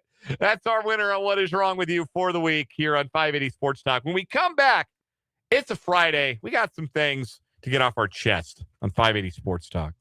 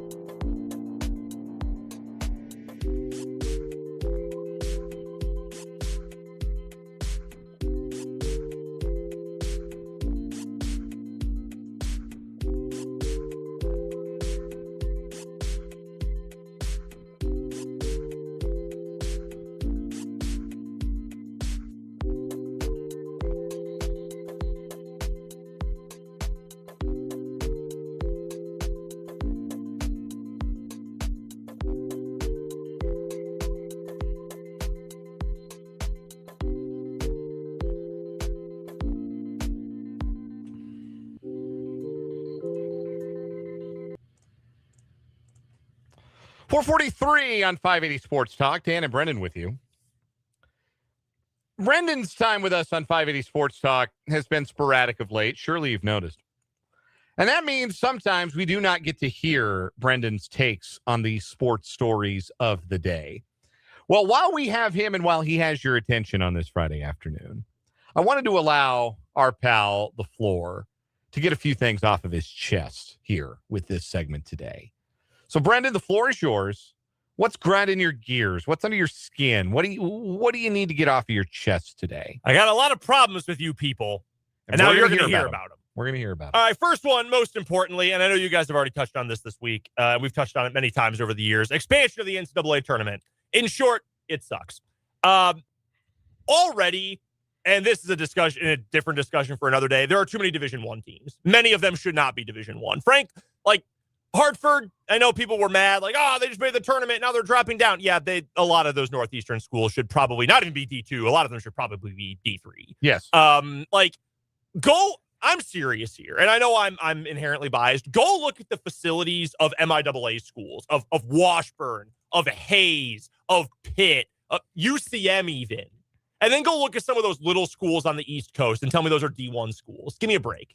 No, those schools should be playing D2, D3 ball. We already have too many teams in Division I. Yes. More keep moving up. We could stand to shrink Division I basketball, 100%. Considerably, honestly. This should be an earned thing. And you might say, well, more teams are going to earn their way in. That's okay. No. If you were going to tell me that the new 8 spots were going to go to like really good mid-majors who won 28 games and got in, sure. I don't need to see 19-16 Oklahoma in the NCAA tournament. No one needs to see that. But that is the kind of program we are going to get. Yeah. And that is the problem. They're going to throw one bone maybe to a school like Belmont this past year, 26-6. Yeah. Look at the token school. Won their league by a lot, lost in the first round of the Valley tournament. Like, they might get one of those next 8 at-larges. But, yeah, then the other 7 are going to go to, a team that went 5-13 in the Big 12. Auburn this year. Yeah, that sucks. Also, it's puke, yes. Absolutely terrible. Also sucking. Making a bracket that, like, hey, you got all week. Get it in by Thursday. Don't even worry about the play-in games. Get it in by Thursday. Nope. We're going to have games every single day, and your bracket's going to look weird. Now you got to print it on an 11 by 17. Good luck with the office pools, which, like, let's be realistic. That's part of the reason that this tournament is as popular as it is. Yes, because everybody can get invested. Everybody wants to watch and see how their bracket does. Even, Maud from accounting who fills out her bracket every year and doesn't know anything. Yep. And wins your pool every year, much to your aggravation. And the other thing, the early round games, some are still going to be in Dayton. They're also going to put some in another site. It's got to be west of the Mississippi. There are a few different cities that are on the list. Matt Norlander of CBS Sports put out a list of cities in contention. I'm going to tell you right now, it's going to Vegas. And of course it is. Everything new, we need to put this event somewhere is going to Las Vegas, which has only had fewer people show up to it. It has only become more expensive. It has only become even less of a pleasant experience, even if you're not a Vegas person. If you are a Vegas fan, like I've never heard from anyone who's like, yes, Vegas is better in 2026 than it was 10, 20, 30 years ago, 5 years ago even. But no, let's throw it in Vegas. Sure, why not?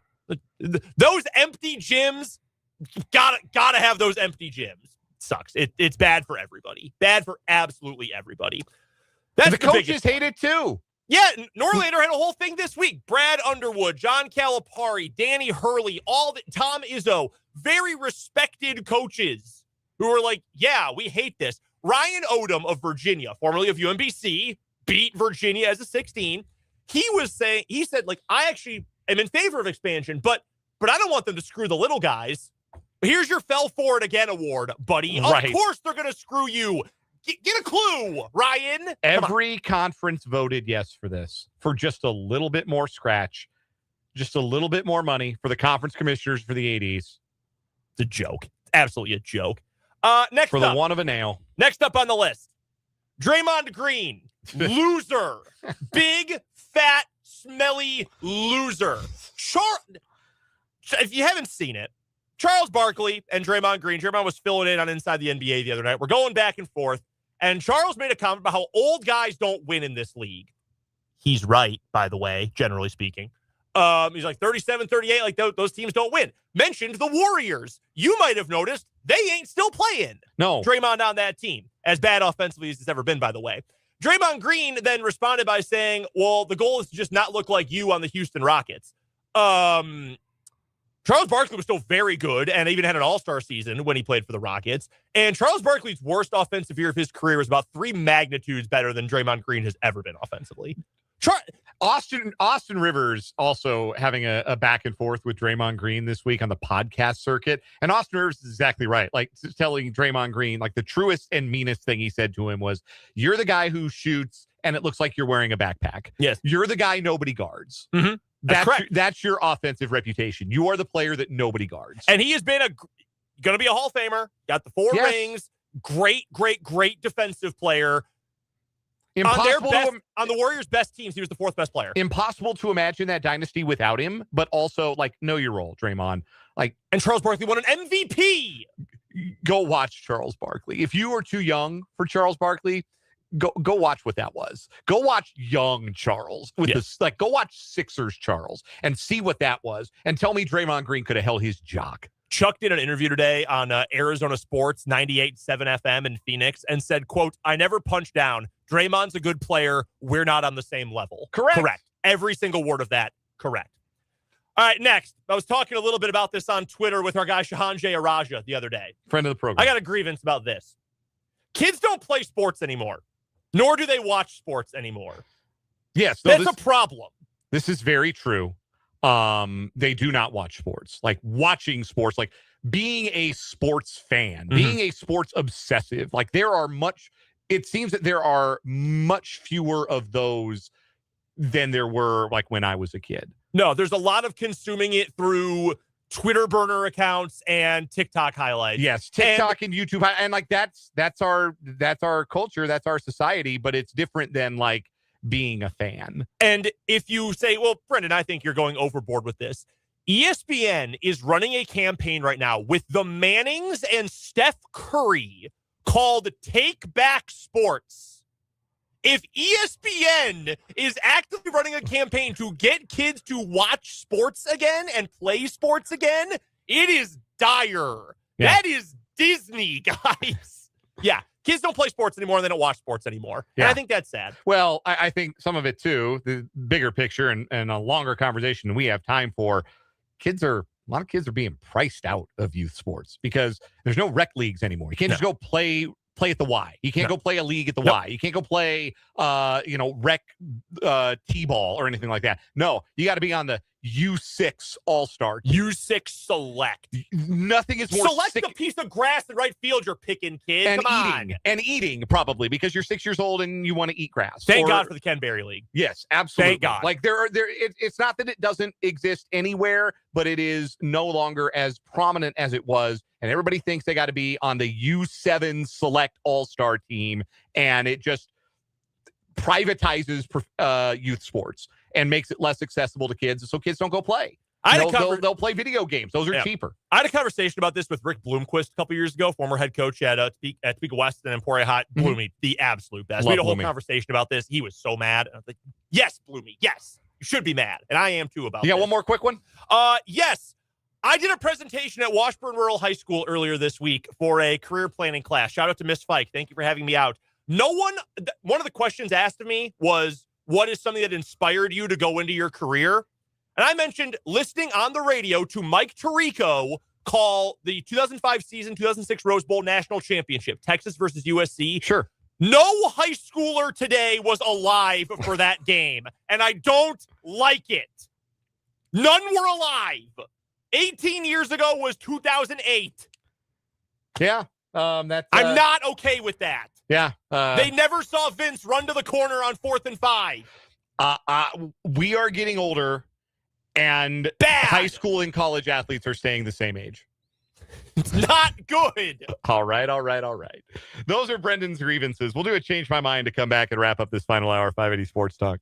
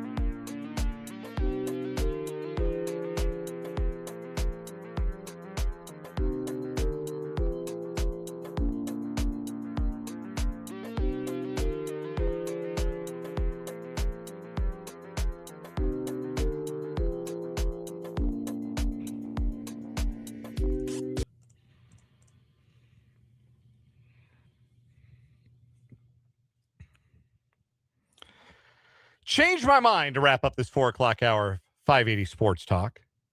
Changed my mind. The Chiefs need to add more than one veteran defensive lineman before the start of training camp. More than one. Okay. The reason I will disagree and why I will try to change your mind here. You've got some young players out there that you need to, A, give reps to so they continue to improve, and to B, kind of find out what you got.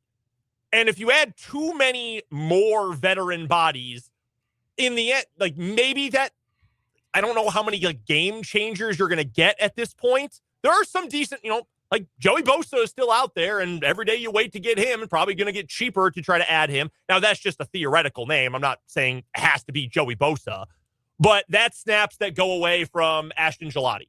You add someone in the middle, that's snaps that go away from Omar Norman Lott. From Omar Norman Lott or Peter Woods. Or, if talking about the edge again, R. Mason Thomas. Fewer snaps he gets. And that's the guy who I really want to see, because that's the guy I have the most questions about. I would say adding 2 edges gives you a chance to be really specialized with Thomas and make sure that when you get him on the field, it's a role that he is best suited for, instead of ever having to run the risk of having to run him as a rotational defensive end, which I don't think he is. Like not a rotational, like a 3-down defense. Yeah. No, I hear what you mean. Do you have to change my mind? Change my mind. Professional wrestling in WWE has never been worse. Brother, I tuned out on it 23. No, not quite that long ago. 20 years ago, at least. I had to bring this up. This was also on my list of grievances. We didn't get a chance to get to it. They just signed Kofi Kingston to a 5-year contract last year. One of the most popular wrestlers in the world. Gave him a year, said, hey, we want you to take a pay cut, and then also we're not going to have you wrestle anymore. And then he said, what if I just quit? And they said, okay, bye. One of my 3 favorite wrestlers of all time. Yeah, y'all suck. Yeah, I'm aware of who is popular because ESPN occasionally covers it like it's a real sport. Oh, dude, they do interviews on SportsCenter every day now. So I know who the New Day are, and I know that they're very popular, and I know that... And now they're gone. Yeah, sounds like getting rid of them would be really bad business. But hey, now more rich people can buy seats on the front row instead of real fans. I'm sure the sport thrives, but the big leagues, it doesn't seem like anybody's real happy with the prominent product. I'm sure not. It's good to see you, Brendan. Good to see you, pal. Thanks for hanging out. We'll come back in the 5 o'clock hour with some headlines. We'll hear from Alohi Gilman, and we'll preview Royals Tigers. That's coming up in the final hour of the week on 580 Sports Talk.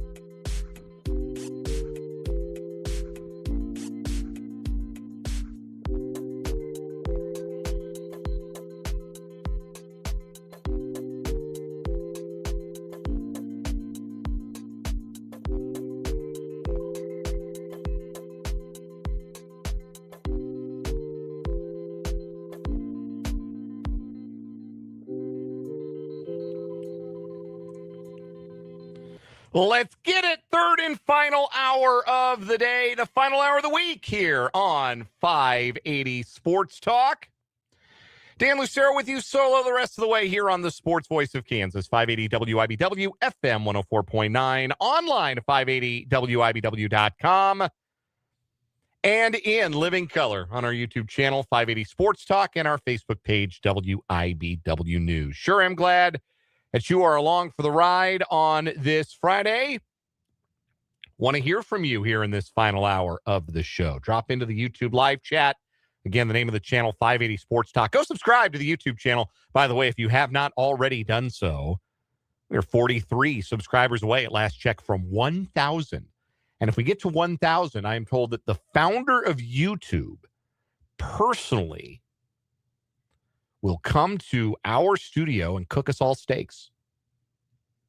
And that sounds awesome. So we'd love to get to 1,000 subscribers for that and other reasons. So get us closer. If you're not subscribed to our YouTube channel yet, you should go do that. Go slam that subscribe button. 580 Sports Talk, name of the YouTube channel. You can also text the show, 785-272-9429. Got a text during Brendan's airing of grievances from the 785. Preach, youth sports are painfully expensive. First of all, thanks to Brendan Drzezinski for popping by. It was great to have him in the 4 o'clock hour. We had some fun. If you missed any of the good times, the podcast is up, 580WIBW.com, and on Spotify, 580 Sports Talk. You can also just rewind the video and have a little fun with the old duo. But he had a point about, Brendan did in his airing of grievances, kids don't play sports anymore. And it sure does seem like they don't play them like they used to. And like, you know, that's one of those things that you feel anecdotally, and like, but you go around neighborhoods and there's still basketball hoops and driveways. There's still kids who run around the backyard, kick the soccer ball or play wiffle ball. Like I've seen, or, you know, play catch. Like I've seen all of this in my own neighborhood in just last like 48 hours, right? Like, it's not as though we are entirely raising a generation, this new generation of sedentary children who just like want to play Minecraft all the time. Like that's a bit of an exaggeration, right? Like there are still kids out there who are passionate about sports. I'm hopeful that my son will be one of those and wants to play. The other night, this was cute. He's saying something that sounded like he was saying baseball practice. Like it sounded like he was saying practice.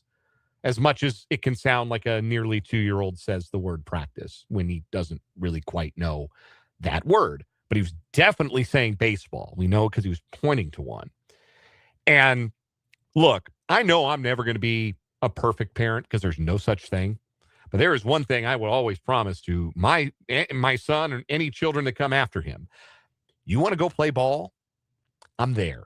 Whatever I'm doing, nothing more important than going out and playing ball in the backyard. So if he wanted to go baseball practice, I was going to go. And so we went out to the backyard, put his shoes on. We went out to the backyard. Sure enough, he grabbed his bat and he asked me to put his tee out he's got like a batting tee, put it out in the yard. And he's got these wiffle balls and he would go and pick one up and he'd put it on the tee and he'd take a swing, letting it rip. And, you know, is he always making solid contact with the ball? No, he's not 2 years old yet. I'm not here to tell you that, oh man, I got the next Bobby Witt Jr. It's okay if that's not what my son turns out to be. It's okay if my son has different passions in life. I'll support whatever he does. I find it hard to believe that a son of mine isn't going to be a little bit interested in sports at the very least, but we'll see. He's going to be his own child and his own man someday. But I was really excited. Like that was the first time I got a glimpse of like, oh man, he said he wanted to go to the backyard and play ball, and now we're in the backyard playing ball. Like I have waited for this day. It was very, very exciting. But anyway, like that's not going away. That's not going away, right? There's always going to be that interest. I do think, though, that is largely true that kids do not play sports and probably don't play organized sports as much. And I don't think this is as much about the kids as it is about the prohibitive cost of entry to youth sports relative to what it used to be, where, like, you know, you show up, play Little League, you write the check. You were on the team. You got to rent the uniform. Field time was taken care of by the league and your league fees. And you played your games in the spring and the summer and the fall, however much you wanted to be a participant. You could just go play and learn skills and be with your peers and have fun playing the sports. You weren't competing for like a $6 fake ring at the under-7 World Series in some mountain resort town. And you had to pay thousands of dollars to be on the team and do the travel and pay the umpires and pay for the field fees. It's a gaffle, man. Youth sports. And here's how I know. Like, I'm not like in it intimately, but I know it's a gaffle because I have friends who started their fatherhood journeys a little sooner than I did. I waited a while, right? My son turns 2, and then later this year I turn 40. I'm an old first-time dad. It is what it is. I traded some of my own freedom on the front end for waiting a little long to have children. But some of my friends did not wait so long. And some of my friends have kids who are of that like youth, like prime youth sports age, 8, 9, 10, 11, 12. And do you know, every last time I see them post something on like social media, Facebook especially, they are fundraising. It is so much fundraising for their kids' soccer or baseball or basketball or whatever team. It's fundraising. Hey, Super Bowl Square's gonna send us to this baseball tournament. And I'm not knocking it. Like, the hustle is the hustle, but that's how I know how expensive this stuff is, because we weren't out here raising money like that. Like, you sold candy bars for Arapahoe Little League when I grew up. $1 a bar. And if you didn't sell them all, okay. Because there were times I didn't sell them all. But it's a long way away from, hey, join this, come to this bake sale, join this Super Bowl Squares pool, join our March Madness pool, and the money goes to our youth baseball team, like our kids, not like the whole operation. Just like, this is how we're funding my kid being able to be on this team. And so that's tough. And then so some people who just don't have the means, like, their kids don't get to play. We're cutting off avenues for kids who just want to play. And so then they don't. And then they don't have that connection to the sports, and they don't grow up to be sports fans, and they don't go to games. They don't watch them on TV. They don't have fantasy baseball or fantasy football teams. It's just not a part of their life. That is a major, major thing for professional sports to reckon with. And if I'm a professional sports commissioner, and I'm not, maybe I should be, maybe one of these days. If I'm a professional sports commissioner, I'm doing whatever I can to try and make my sport more accessible for everybody. Like, some of you might be listening from the Wichita area, or be familiar with what's going on, or be familiar with some things down in Wichita. They've got a league down there, League 42. Bob Lutz, longtime writer for the Wichita Eagle, radio personality down there in Wichita, founded League 42, and the 42 is in honor of Jackie Robinson, and founded the league with the idea of, man, there's a lot of kids who would probably like to play baseball, but they don't have the money to do it. So when they started the league, and I know this because I was one of the coaches the founding year of League 42, I think it was $30. You had $30. Your kids, plural, didn't matter how many kids you had, $30. $30 and you're in the league. Your uniform, we'll have equipment you can borrow, and you play baseball for the summer. And they play at McAdams Park there in downtown Wichita, which they've put a ton of money and time into and really spruced up and made beautiful. It's incredible what that league has become over the course of the last decade. But I was there on the ground floor, and it was just amazing how many kids were out there. They didn't know the first thing about baseball. Like, were they baseball fans? No. Were they like tracking the standings of Major League Baseball? No. They were just looking for something to do that was fun with their friends or their siblings for the summer. And baseball became that because it was accessible. It was made accessible to them. And I just don't think it's being made accessible enough. I didn't intend to be on this soapbox for a full 10 minutes, but I really think it's a problem. I really think it's a disappointment that youth sports are becoming more and more the domain of people who've got the money to do it. And that's not right. That's not what it should be. There shouldn't be so many barriers to participation. And this is not me entirely knocking the industrial complex of youth sports, like youth travel sports, competitive sports. Like, I think if your kid is genuinely talented and has the desire to play for these teams and you have the means, go for it. By all means. I'm not saying tear the whole thing down. I'm just saying there need to be more options for people who maybe don't want to spend thousands of dollars to be on a team. More kids should just get to play. There should be more opportunities for kids who just want to play, because that's how you make sports fans. And that is like, that's an existential threat to professional sports as spectator sport and as national pastimes.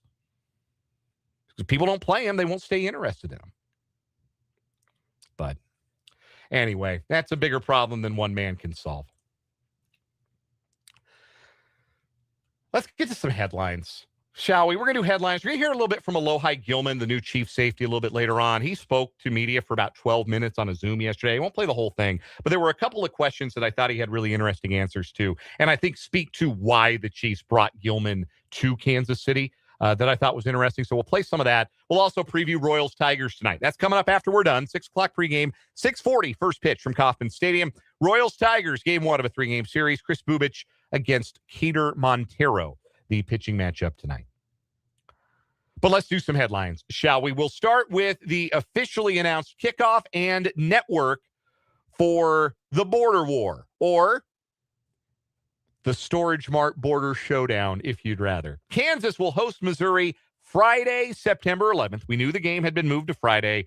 It will be a nationally televised game on Fox with a 7 o'clock Central Time kickoff. It'll be KU's second nationally televised Friday night home game in the past 2 seasons. Remember, they opened against Fresno State Friday night on Fox last year. It'll be the first time KU plays Mizzou in Lawrence since 2005. So it's a Friday night. It's a 7 o'clock. It's on Fox, the Border War football edition. Other local college sports news. Former Kansas State Wildcat Abdi Bashir has found a new home. It is not just down I-70 in Lawrence, despite a dalliance with joining the Jayhawks. Bashir instead committed today to LSU, and that makes a lot more sense because LSU, I don't think they could run a practice. I don't think they could run a 5-on-5 scrimmage right now with players under Will Wade's program. Take 2 for Will Wade out there. So I'm sure it was a strong ass offer, as Will Wade likes to say, for the former Wildcat. The thing about Bashir, we gave Jerome Tang a lot of grief at the time when he, at Big 12 Media Days, said he thought he had the best point guard in the country in PJ Haggerty and the best athlete in the country in Moby Ike and the best three-point shooter in the country in Abdi Bashir. And obviously he was wrong about Moby, and obviously he was wrong about PJ, and we all knew that. We were all right to criticize Jerome Tang in the moment, even with the understanding that, okay, yeah, coach is always going to say publicly he believes in his guys. Maybe that's a little much, but yeah, it's Jerome Tang going to bat for his guys, which he did right up until he didn't and got himself fired.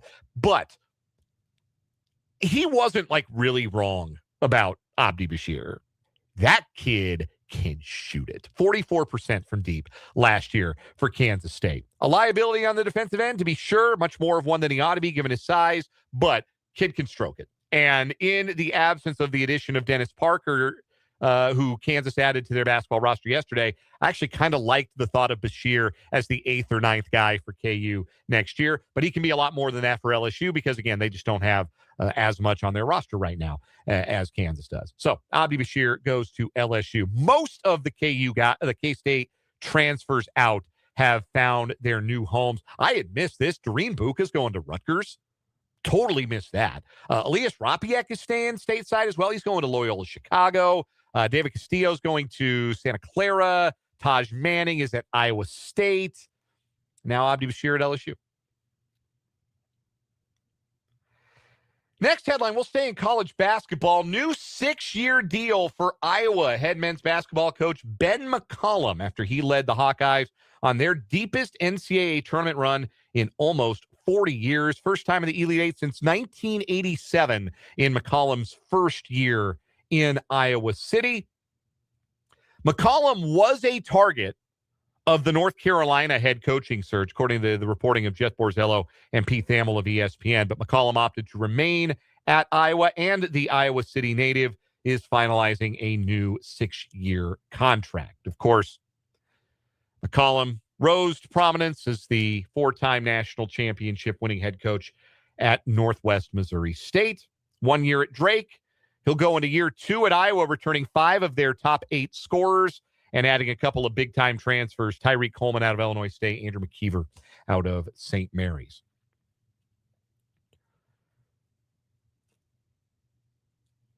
I have said before, I think that if you thought this coaching carousel with the North Carolina job opening up was prominent, there's a non-zero chance that both Kentucky and Kansas are looking for new head coaches next March.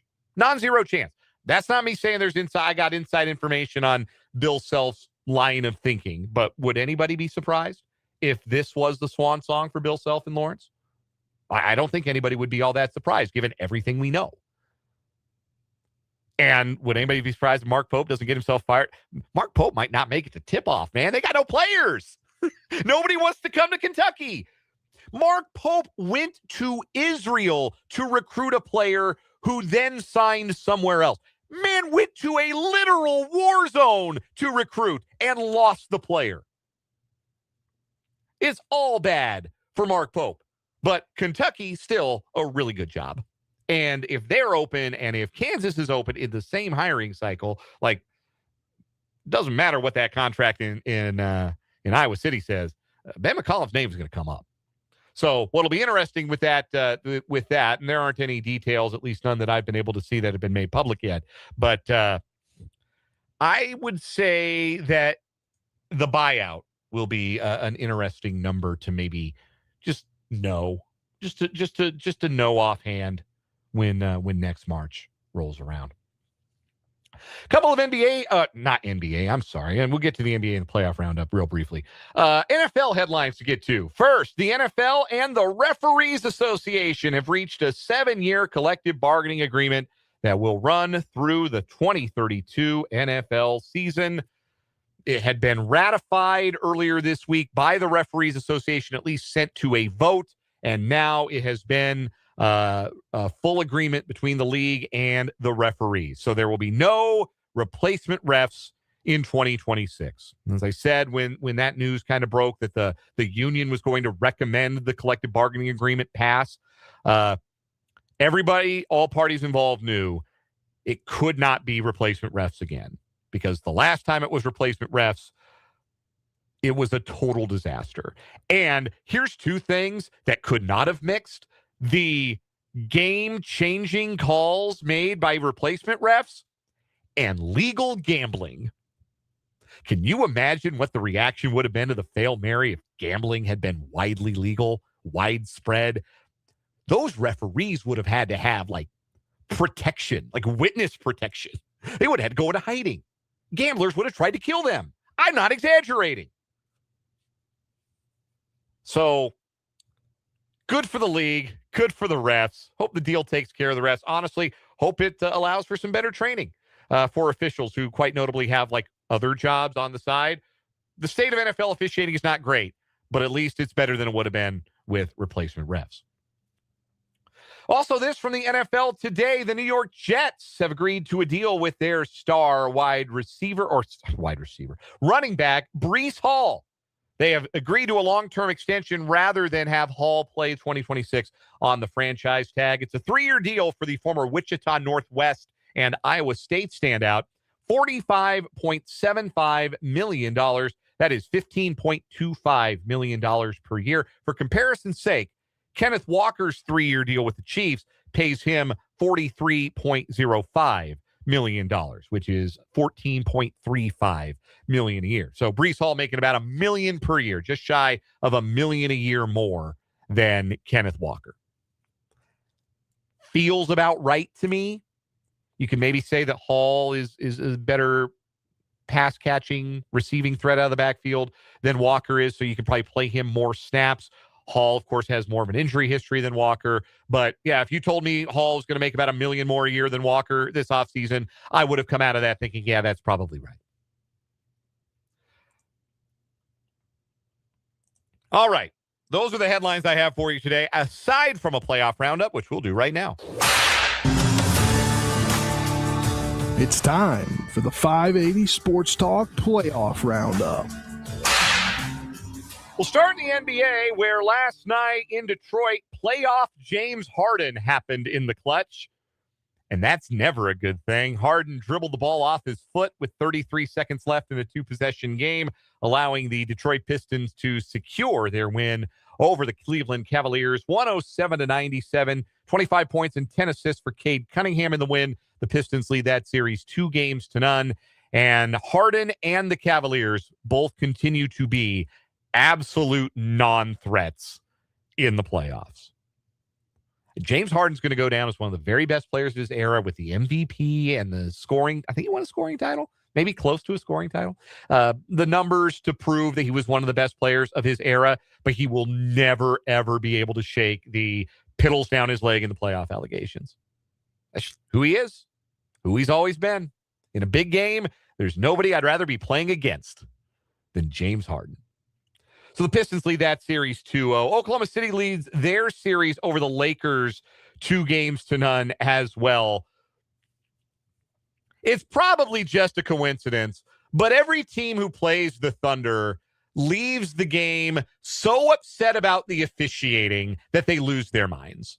The Lakers, as a team, surrounded the officials after game 2 last night to address some of their complaints. JJ Redick so thoroughly lost his mind that he said after the game that he says that LeBron James gets the worst star whistle of any star player in the league. Do you know how mad you got to be to lie like that? You got to be so mad to lie like that. But at the same time, again, probably just a coincidence that it's always the playing against the Thunder that makes teams that mad about the officiating. Mad enough to go yell at the refs about it, circling them like it's the Jets and the Sharks. West Side Story. Like circling around them to yell at the refs after the game. Probably just a coincidence. But I'm the hater, right? I'm the hater when I point out that the Thunder are the only team that get to play by the rules that they get to play by, and that it's disgusting tactics, that it's bad for basketball, and that it is unfair how they are officiated compared to everybody else. I'm the bad guy. I'm the bad guy for pointing that out when everybody who plays against them seems to notice the exact same thing, that they get the most ridiculous treatment from the officials possible.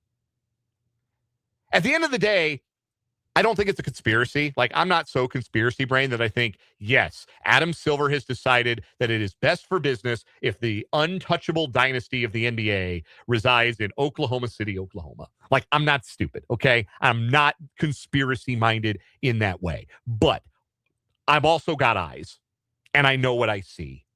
And I know that the Thunder get a different whistle than the other 29 teams. There are some teams who flop, who exaggerate a little contact on offense, and there are some teams who are preposterously physical on defense, basically doing MMA on defense every possession. The Thunder's problem is they do both, and they don't get called for it appropriately, and it drives people nuts. And look, JJ Redick kind of lost his mind a little bit talking about LeBron's whistle as an individual. Like that's out of line. But no, totally a coincidence that everybody who plays the Thunder gets mad at the officials about the way the Thunder play. No, I'm wrong. I'm wrong. I'm the bad guy for pointing out that the Thunder get a different whistle. I'm the bad guy for pointing out that the Thunder are ruining basketball. That nobody wants to watch that crap. Nobody's happy with it. Nobody likes to play against it. Nobody likes to watch it. I'm wrong. Not every team they play against. I'm the hater. Sure. Anyhow, Tonight, Game 3 is in Philadelphia and Minnesota. No OG Anunoby for the Knicks, who lead the Sixers 2-0. Minnesota and San Antonio are tied at 1. On Frozen Pond last night, 2 power play goals and a shorthanded goal led the Carolina Hurricanes to a 4-1 win over Philadelphia and a 3-0 lead in that series. If the Canes finished the sweep, they would be the first team to go 8-0 to start the playoffs with back-to-back sweeps since the 1985 Edmonton Oilers. And if you know your hockey history, those are the Wayne Gretzky, Mark Messier, Yari Curry, Paul Coffey, maybe the greatest teams ever assembled, Edmonton Oilers. So that's pretty rare air that the Hurricanes are breathing there out east. That was the only game last night. Tonight, Game 2, Montreal-Buffalo. Buffalo leads that series 1-0. Game 3 between Vegas and Anaheim. That series tied at 1 as it shifts to the home of the Ducks. That's your playoff roundup. We'll come back. We'll hear a little bit from the new Chiefs safety, Alohi Gilman, next on 580 Sports Talk.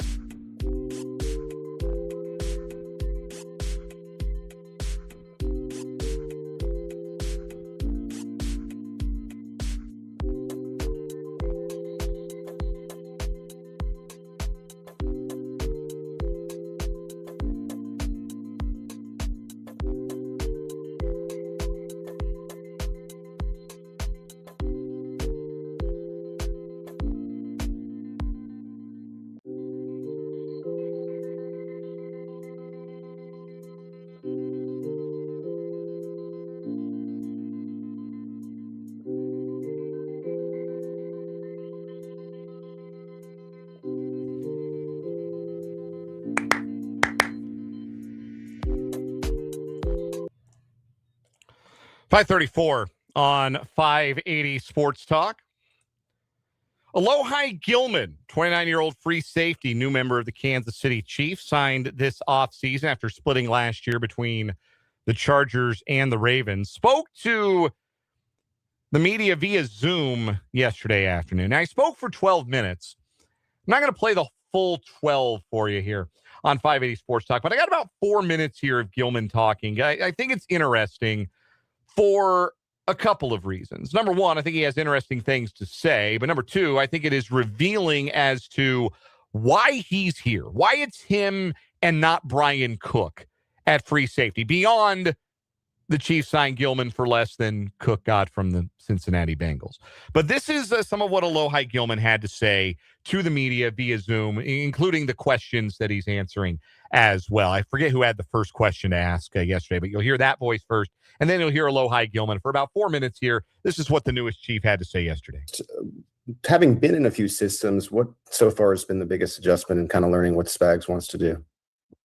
Yeah, I mean, obviously a lot of respect for Spags and what he's been able to do in his career. I think just the amount of layers that he's had over the long career, I think that's, and the depth and the way that he's able to put together his scheme is probably the biggest adjustment. A lot of different little nuances, whether it's preference or scheme stuff that he's he's been able to put together throughout the years. So I would say more just the depth of it. I've seen pretty much, a lot of most of the coverages since I've been in the league, but just the depth and the detail is definitely the biggest adjustment, and it makes it fun for me. And then with so many new players in the secondary, including yourself, what do you think is most important to establish in phase 2 ahead of OTAs that start next month?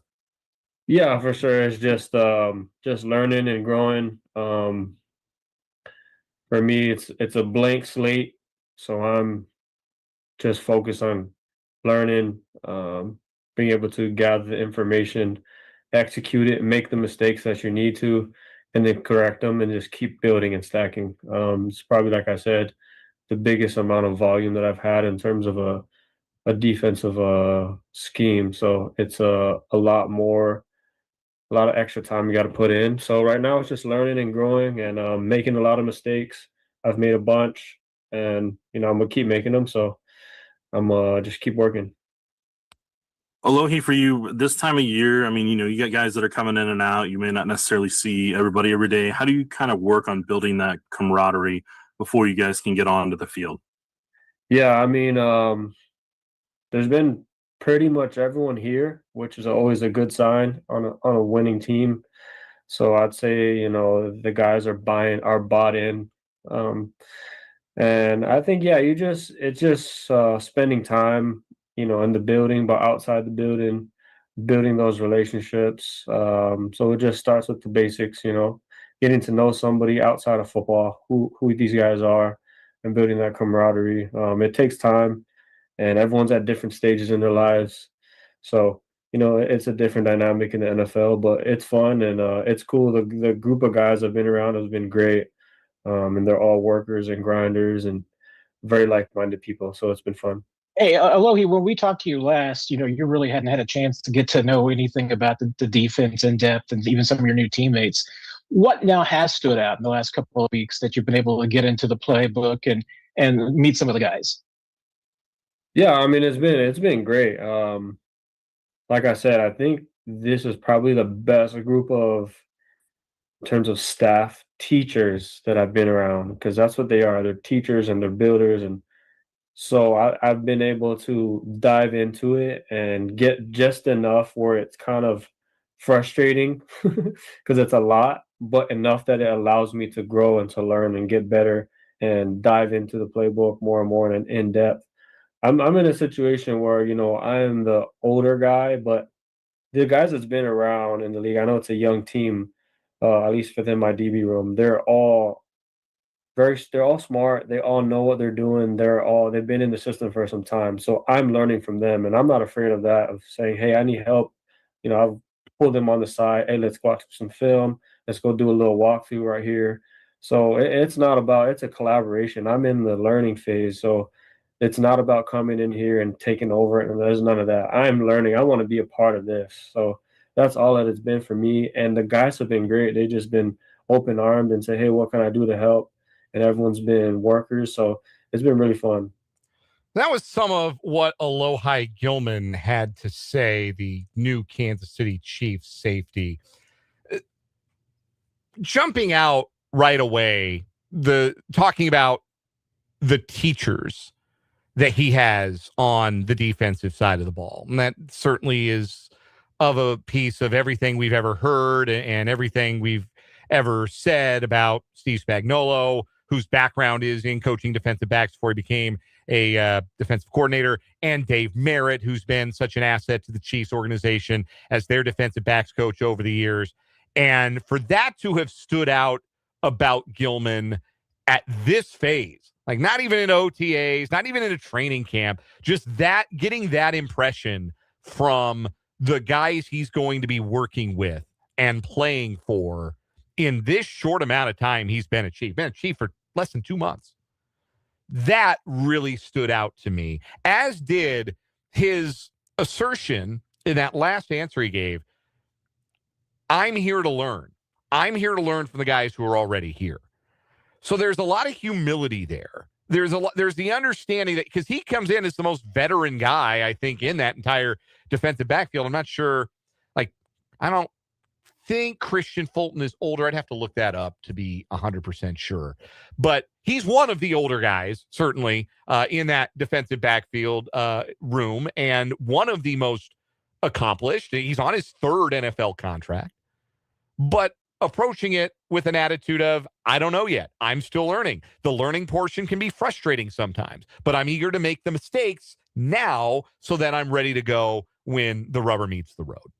It's a very mature, very humble, very adult way to approach what his role is going to be.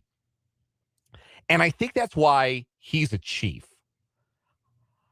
The Chiefs have benefited so much at that position specifically from bringing in veteran guys who are smart players. The term Matt Derrick used, we had Matt Derrick on, our Chiefs insider, in the first hour today. And you heard him. He's the one who asked, I think, that last question to Alohi Gilman. Cerebral was the term that Matt used to describe Gilman. And that's a term that describes Justin Reed. And that's a term that describes Tyrann Mathieu.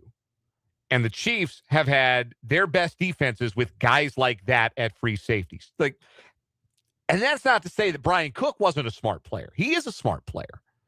But there's a difference between the sort of leadership that he provided and the sort of leadership that Mathieu, who'd been around the league and been through some stuff in college and as a pro, was able to provide, and a difference between that kind of leadership and the leadership that Justin Reed was able to provide. And I think a difference between the kind of leadership that Alohi Gilman is going to be able to provide at that position.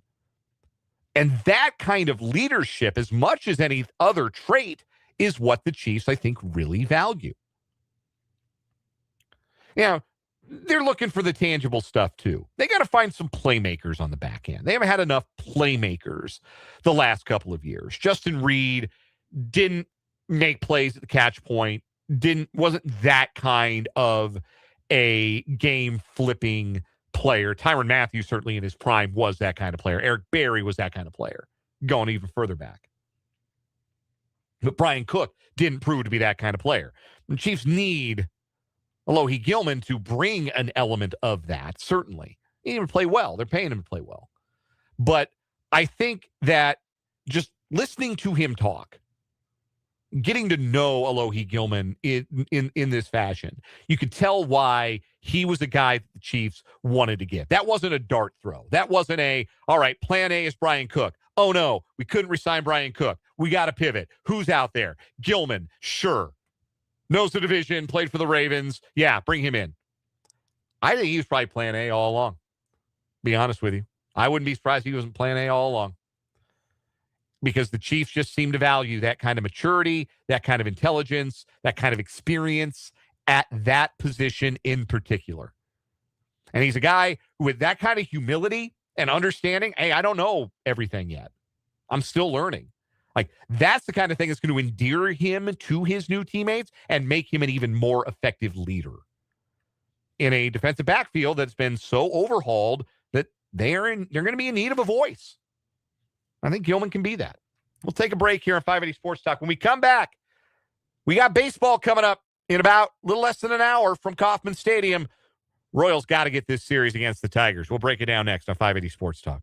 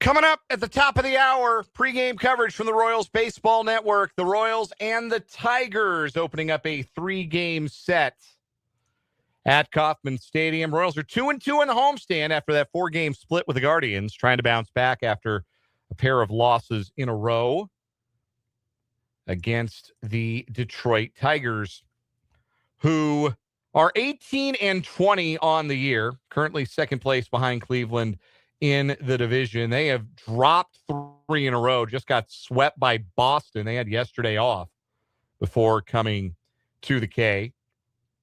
They, of course, have had a turbulent week. On Monday, it was announced that Tarek Skubal would need elbow surgery. Initial prognosis was he could miss up to 2 to 3 months.